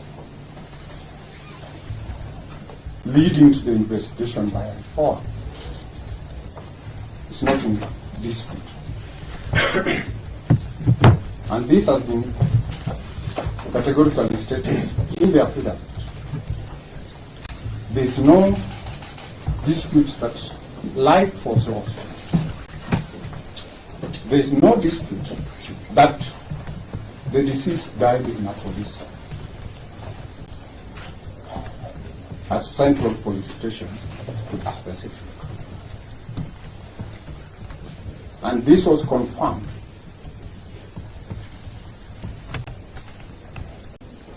by the medical report which has been attached to the affidavit.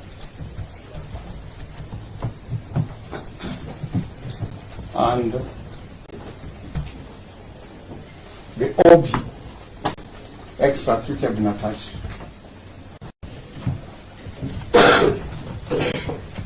Which clearly demonstrate that the deceased was removed from the police cell, taken to Bangapi Hospital, where he was proved dead. There is no intervening incident. There is nothing which intervened which could say that the deceased did not die out of the cell. That is clearly demonstrated. It has also been demonstrated in the affidavit that the respondent is the one who was manning the sentry at the time. There was no any other person. That has not even been disputed.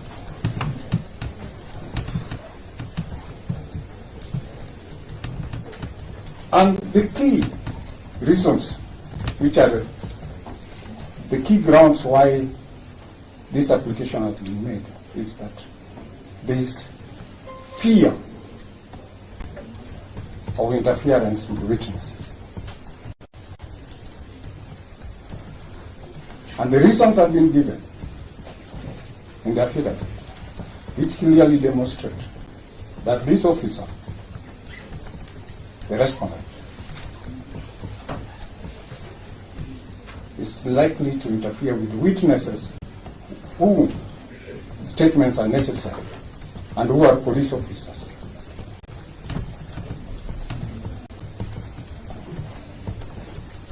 Your Honor, it's our humble submission that when it comes to the issue of rank, that's not what counts when it comes to interference with the witness. Interference can take any form, any shape. You don't have to have influence or bear any influence.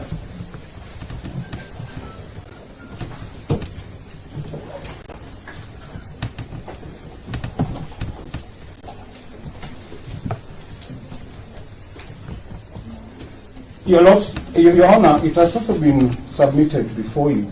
It has also been laid bare in the affidavit that the nature of the investigations are complex.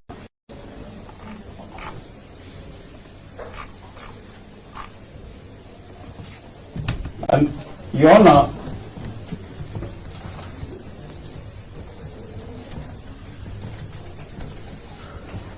this court, and it has been decided in several cases, when the courts can consider granting such application. And these, I'll enumerate them. We'll give authorities, I'll give the citation. One is the serious nature of the offense, which is under investigation.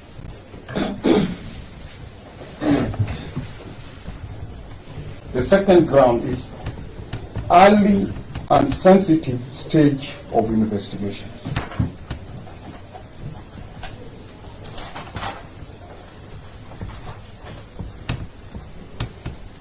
The third issue is the forensic and by a man. And also today we're celebrating the life of Miliwadok. To those who know Miliwadok anazikwa leo. So yeah, vitu vina happen mbaya jamani. Na pia bado leo ndo kuna kesi hiyo ya Albert. So Kenya right now is not, we are sad, yeah? Very sad. Yani, when you see, when you just sit somewhere and relax, you want to relax your mind, you want to just relax your heart, yani, utulie tu. I don't know if you people have seen that story. Alijirusha, it was the uncle of the child.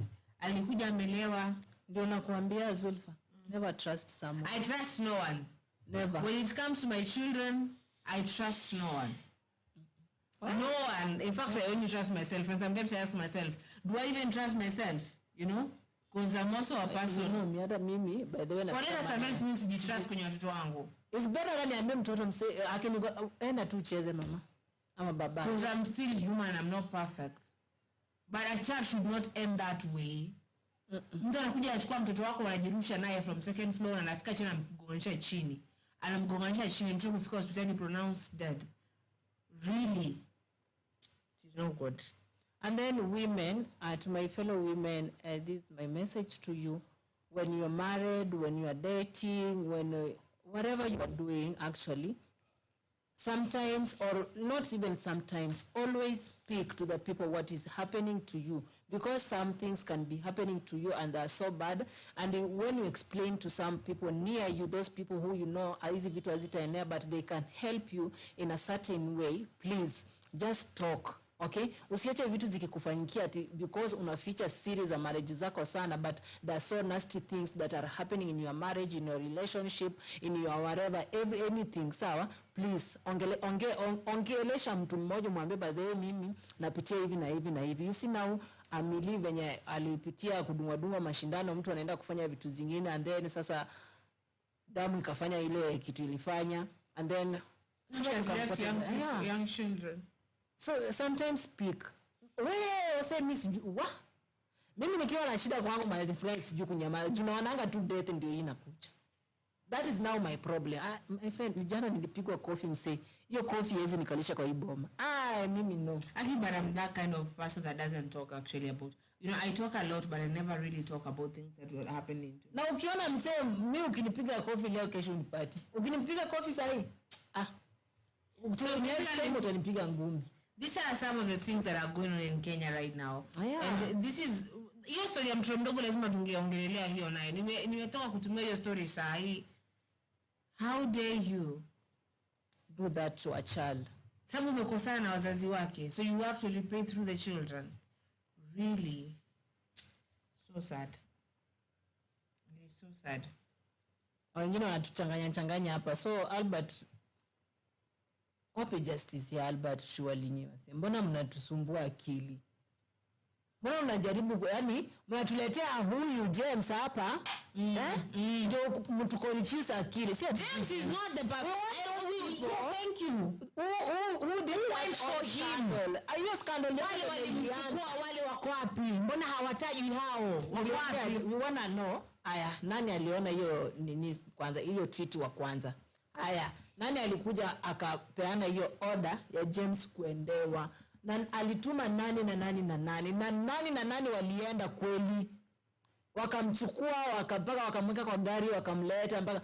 We want those all people wenye walimreceive kwa police station, wenye walimfanyia, wenye aliingia. Wale Omari wako wapi kwanza? We want those all things. Yani venye zilienda. Unajua mkienda na mtaratara muelewe vitu hata nyinyi wenyewe right now I can tell you don't even understand what you are doing. You are just there to favor and defend some people that even you don't know. Okay? By them mngeleta hao watu wote kotini, sawa? Wale walimchukua, wasemeni wale huko Omari alikoenda kwanza anasikia the torture started in Omari. Those ones there also wakuwe pale. Wale walivomreceive wakuwe pale. Mbona hiyo mnatuba ujinga? Alafu I'm disappointed when I with that lawyer.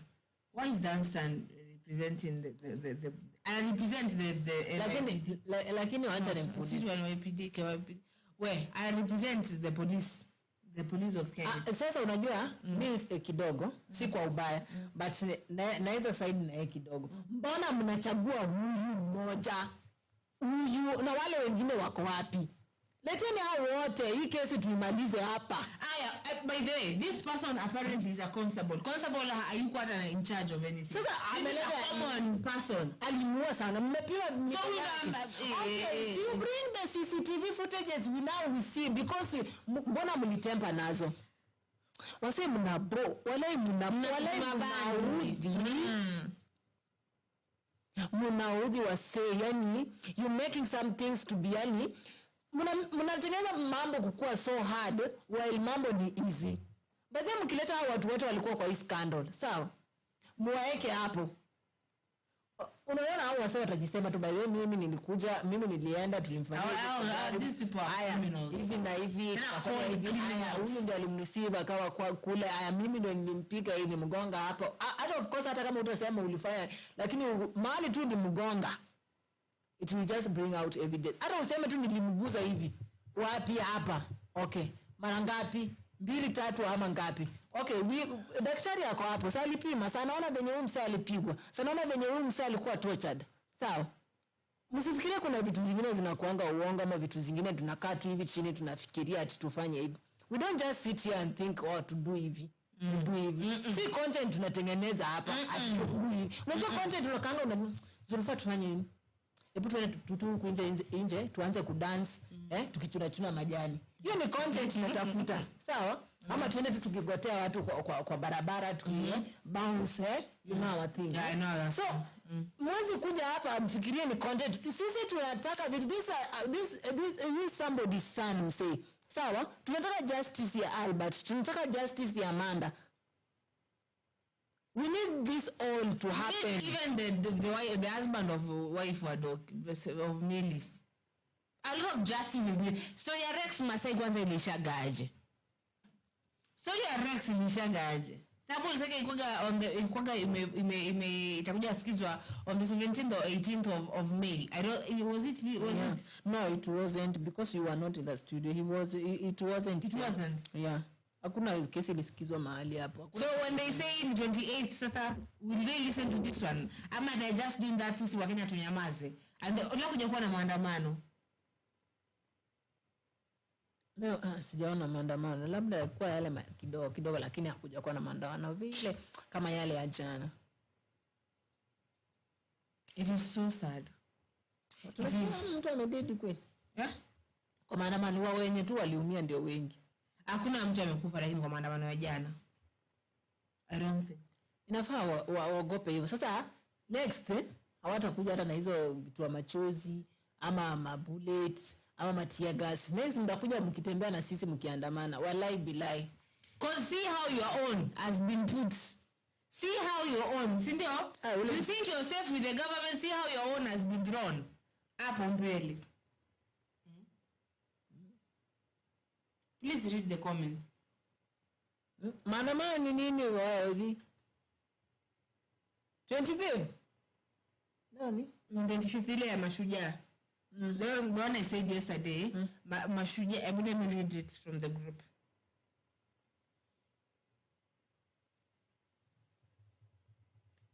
Justice for Albert, justice for Amanda.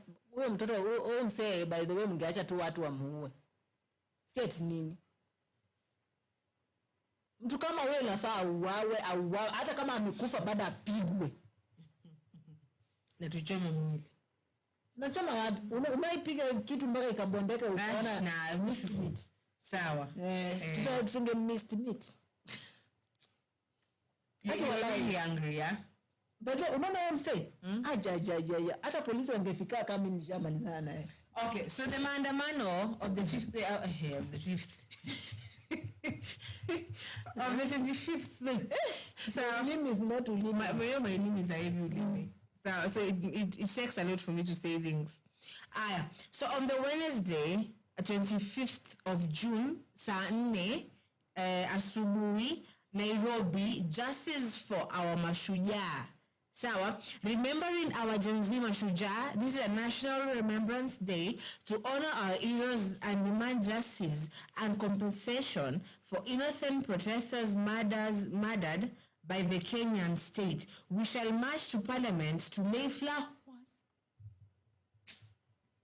and to deliver a petition. State House ina shida hata mlinovate. Ina shida. It's really good, yeah. We lay our flowers down there for people like Eric Sheeni. You know, that's what walikufia hapa. Yeah. State House. Hiyo State House tu ndio tunakuja. Wanaambiwa ukari flag ya Kenya, flowers, sawa, and a placards. Sawa? Ni justice for mashujaa basically, wale ambao walikufia pale kwenye grounds za parliament na bado everybody who died during last year this month maandamano. So I would love to do that. On the 25th, it will be a Wednesday, a beautiful Wednesday. Thank you so much, Odhiambo. Thank you so much. Haya basi, soma comments.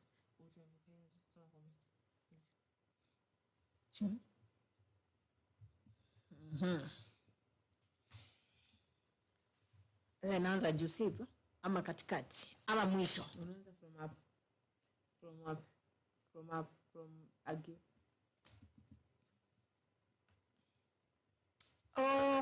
Okay. Nakwambia watu wako hapa wanasema maneno. Watu wanasema maneno. Aya, wacha tuanzie kwa hapo tu mali tunaanzia, sawa? Kuna Asaf Records. Najijua we nani, that guy doesn't look like a Kili, and Esther Ndanu Mwangangi anasema hata ya Ongondo haijaisha, and then boom, ingine ishatokelezea. Hata ya Albert ndio hiyo baada hata ijaanza boom, Amanda imetokea. Yani it's just Amanda is not by the state though. Amanda is by a person that we should be given as women. Sasa ni what we kama madam to deal na yeye. Na mimi polisi wangefika hao watu wangepata na huyo jamaa. Nikawa walichelewa sana kumgonga. Ningepata tunavuka kwenda na yeye. You don't kill such a person. Death is easy to kill. And I'm going to continue on saying, if you give that person, you kill that you don't kill that person. Huyo mtu haumui. Huyo aliyemuua Amanda. Haumui, their face worse than death. That is what you give that person. Yeah. And then we go with the invisible, anasema the President, Inspector General, Deputy DCI, and CS Interior should also be charged for the same. Yes. When is Murkomen going to resign, actually? When is he going to step down? Anasema resignation is for the weak. For the weak, you are weak. He is weak. Yeah. Aya, kuna Nyach Emmanuel anasema studio sort what the decision, alafu pia anasema brief us, pia anasema hakuna sauti. Okay. AI anasema Lagat resign. Sasa hata si resign, anipe tu hiyo kalamu nimsaidie ku resign. Ni kama ajui ku resign kudu. Aya, kuna Monica Nemax anasema he can't escape and his sijui mbona macho yananichuna jamani. Let me close one eye and see with the other. He can't escape and his counterparts are nowhere to be found. Akae huko ndio ajue cell are supposed to be safe. Maandamano ni 25th June. Yeah? Tunaenda nalo. That is Stanley Odhiambo. How are you, Stanley Odhiambo? And to those others of ours, welcome to Kenya News, jamani. Hapa ndio mambo yanafanyika, yanasemeka, yanasemwa. The whole world is here watching, listening. You see? It's good. So this is the place that we give you time and we give you this opportunity to talk and or to express your feelings. Because huwezi sema una feel poa wakati Albert amekufa hivyo, ameuawa na serikali. Actually, huwezi kaa unasema my heart is just beating good. Okay? Mimi hakuna kitu nasikia ati ni vibaya. Government iko msee mimi ukiniambia ati government iko sawa, bare tegea bare. Hiyo tegea na kuambia walai na kupiga na kuna mahali utanipeleka. You can't talk before me and tell me the government is okay, the government is doing what it's supposed to do. Okay, so the government is supposed to kill people because it's doing what it's supposed to do. Kazi ya government ni kudu nini? Kazi ya askari ni kudu nini? To protect, not kill, not torture. Askari ni ule msee anafaa kuje anafaa kuja, anakuja kuarrest, hata akipata ukidishi msee anakuambia tu mama ama baba kula tu malize na kungoja. Anakuhandle vizuri, anakuambia tumekuja kushika kwa sababu ya hii na hii na hii, wanataka uende tuandikishe statement, alafu uongee pale, nafaa uende kotini. Alafu kushika tu vizuri, wakupeleke ufike waandikishe vitu wanataka, uulizwe maswali wanataka. Nini ngumu hapo kufanya? Mimi sasa nishika mkaniekea pingu. Hiyo pingu nitawanyorosha vibaya sana. Hiyo pingu nitawanyorosha wallahi. Mimi mnishike mniekee pingu. Hiyo pingu by the time unatoa hivi unaniekea, itakwisha afika kwa hii mkono na kulima nayo. Baadaye niona kuna Mungu na pale kwenye zile za jana. Alipiga sanze ngumi. Sawa? Na watu katiki mimi. Hiyo ni roho, tunataka hiyo. Yaani makaa zile za msee, unajua unaweza kupiga mtu ni msee. Nikushow mwenye anaweza kudu. Acha ni. Na uje alikuwa katikati alikuwa gani yupo?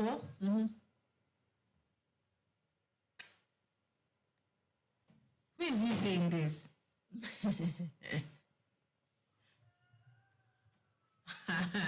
Wewe. Sawa. Yaani kulikuwa mwenye anapiga askari ngumi. Kuna ule mwenye askari mwenye watu walimfuata mpira wakamchapa. Kuna ule mwenye returning officer wa tear gas. Nakwambia ilikuwa noma, so much enjoyable. Bado hiyo ni fun. Sasa ni nini? Maskari wakikaa kwa street wakianza kufanya hivyo. But you know the thing is, Msawa, we don't really have enmity with Masanse. Msawa.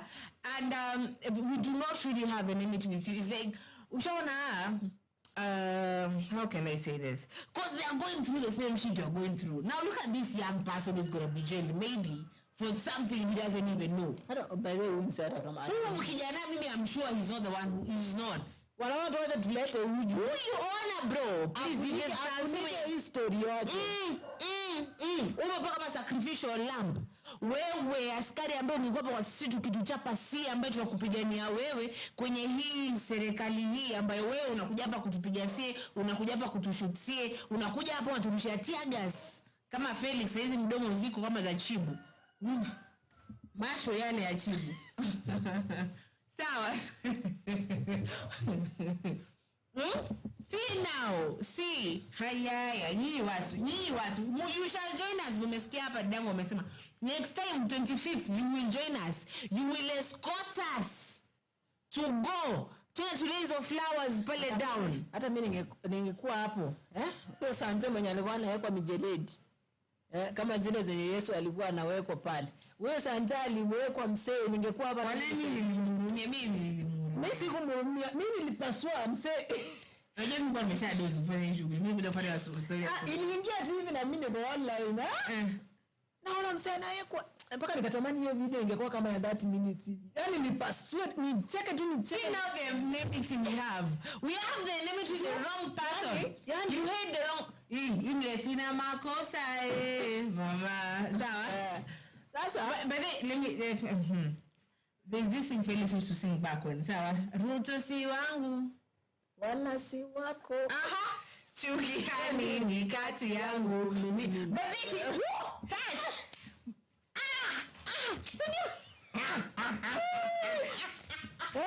Ruto si wangu. Na si wako by the way sunset. Chuki yani ni kati yangu mimi na wewe. Tunasema basically so this is how it is. It's not for you. It's not for you. It doesn't care about you. It doesn't care about me. So why do we hate each other? We shouldn't hate. We should turn the hate one person now. Yes? By the maskari wase acha niwaambie. Wangekuwa wanaungana na sisi. Unaona vitu by the size ingekuwa Kenya poa. Zingekuwa sawa. Hata hao kuja wasema reject finance bill, it will be rejected. Kwa sasa hao wanakuja wanawapiga. Serikali inaona hawa watu tunaweza wakalia chapati. Serikali inaona hawa watu tunaweza watumia venye tunataka. Hawa watu tunaweza sema hivi na ikue. Msee, mimi kitu yenye siogopangi kwa life yangu, ni kufutwa job. Aki mimi siogopi, hiyo na siogopi. Hata uniambie ati usipofanya hivi nitakufuta. Yeah, it's true. Ati usipoenda kuua ule jamaa nitakufuta job itaisha msee. Wale kana job yako. I'm not good with rules. Yeah. I'm not good with rules. I'm not good with ile kudima. Hata nasemaga like a dominant man. Sawa? But the moment you nisikie nione tu yote yako imenibomb, I will throw a shit at you. Why? Mimi naambia mtu msee. Ati amekutishia. Atakufuta job. Usingoje kufutwa. Fanya hivi, jiondoe. Usingoje kufutwa. Mwambie tu sawa. Wacha nifike hapo. Let me just go. Sansa ameambiwa enda mchukue Albert na mfinye na muue. Na msipofanya hivyo tutawaua nyinyi ama kazi yenu inaisha na tutawafanyia nifanyie kile unataka. But I'll not go and do that because I'm a human being. I know that feeling that this man will feel. Okay? Chukueni wengine kama wanadamu. Aje kuchukua watu ni kama mawe na miti zenye mnakata huko nje kwa forest. We are human beings. You have to treat us the way you want us to treat you. Because msipokuwa kwa uniform, askari nisikujue na nikupata una uniform. Mimi majangili watakujazia hivi. Na si majangili JNC we are there, tutakuweka proper. Ule wajana alikuwa na bunduki, alikuwa na helmet, alikuwa amejifunika, lakini ile mijeledi alipokea collected beating. Na akona AK47 kwa mkono. Meaning that if we hold you well, my dear friend, AK47 ifanye kazi. Hata ndio tukichukua tunaweza kupiga. Nimegundua aliogopa kushika, inaweza onyesha mikono ni ya nani. Si uongo. Round hii tunavaa gloves, tunaichukua na kuweka nayo. Si eti tunakushoot, hiyo kushoot utakufa haraka. Nataka tukupige venye mmefanyia Albert because you tortured him that all way. from Homa Bay to Nairobi, mkampisha mpaka Karura Forest nanyi mnamchapa mpaka into a coma. That is his brain giving out. I told you your brain gives out. That is a good, your brain tries to kill you every day, but when it sees so much pain, you know, it will shut down for you to protect you from the pain. Kuna pain to go through akilego tu alafu jinga linaweza sahau hata ilikuwa hivyo ukufe tu. It is not good. Asante, usiogope kupoteza job, sawa? So ulienda shule ukasomeshwa. Si eti ni askari ulitoka tu from former college ukaenda. Msee. Wakikwambia job inaisha waambie it's okay. Let me just go. Nifuteni tu sahiwa chini niende cause I cannot do this because this is my fellow human being. Huyu ni Mkenya mwenzangu. Mbona nikaenda nikamfanyia hivi? Okay, niyo maskari mlienda kushika nani? Mbona mungempeleka mpaka hata kotini? Hata yeye alideserve kukua kwa koti, aongelee story hii issue. Si yeye aliandika, yeye alifanya kuripost.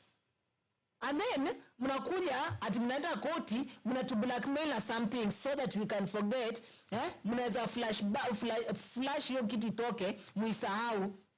Our minds never, you will never flash our minds. When unanibianga simu naenda na flash kila kitu inapotea, msee.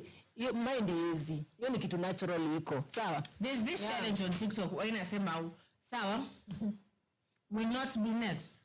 Yeah, will not be next. Stop that shit. Will not be next. Okay, stop that shit ni yangu.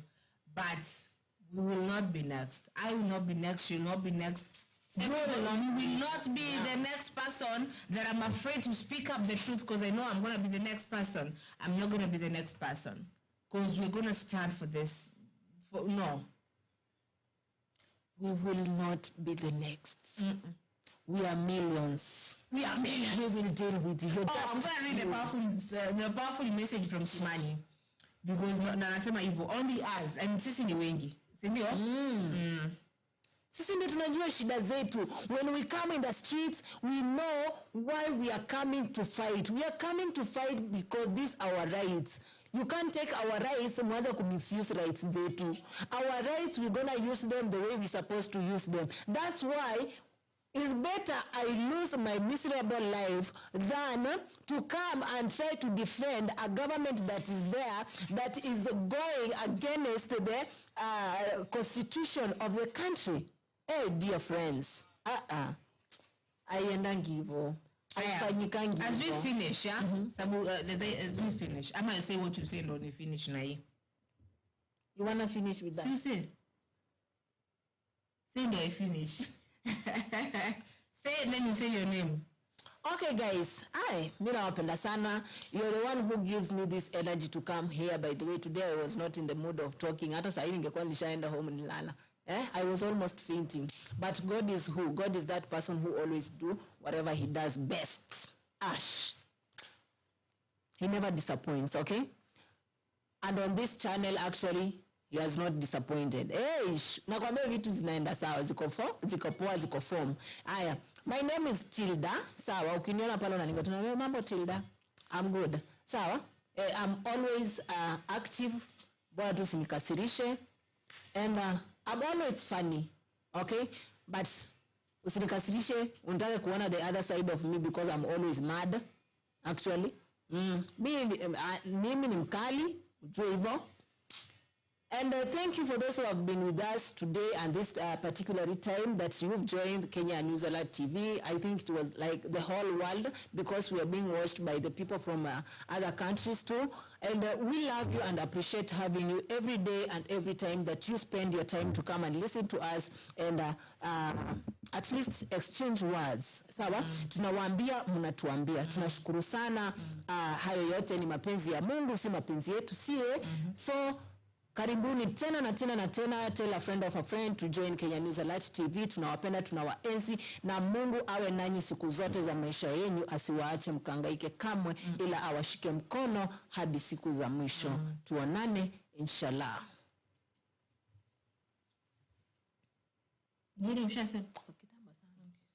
Haya basi tukimalizia, we said this is going to be our mantra from now on because this is a very young man, our Gen Z too. Sawa? This is what they wrote one afternoon on the 16th of January. Yeah, They said one great thing about this revolution struggle is how liquid it is and how it's also metaphorizing from single words to AI images to whatever will come next.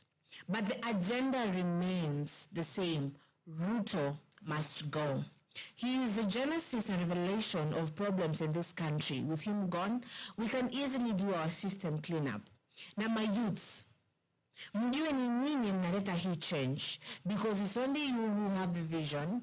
It's the reason you're risking your lives. And your parents don't understand why. They don't see it. Kuna wale watanunuliwa, and that's okay. How tutawacha nyuma as we did with the rest. Let us not act like we didn't expect the system to fight back, but we are many, and we are stronger. Nyinyi mnajua shida zenu. Let's keep the fight going. Msilegeze kamba hata kidogo. One day in retrospect, the years of struggle will strike us as the most beautiful. What else can I add? What else can I add? We are many. You're not going to be next. Sawa. And the agenda tu ni hiyo hiyo. Ruto must go. Ruto must go.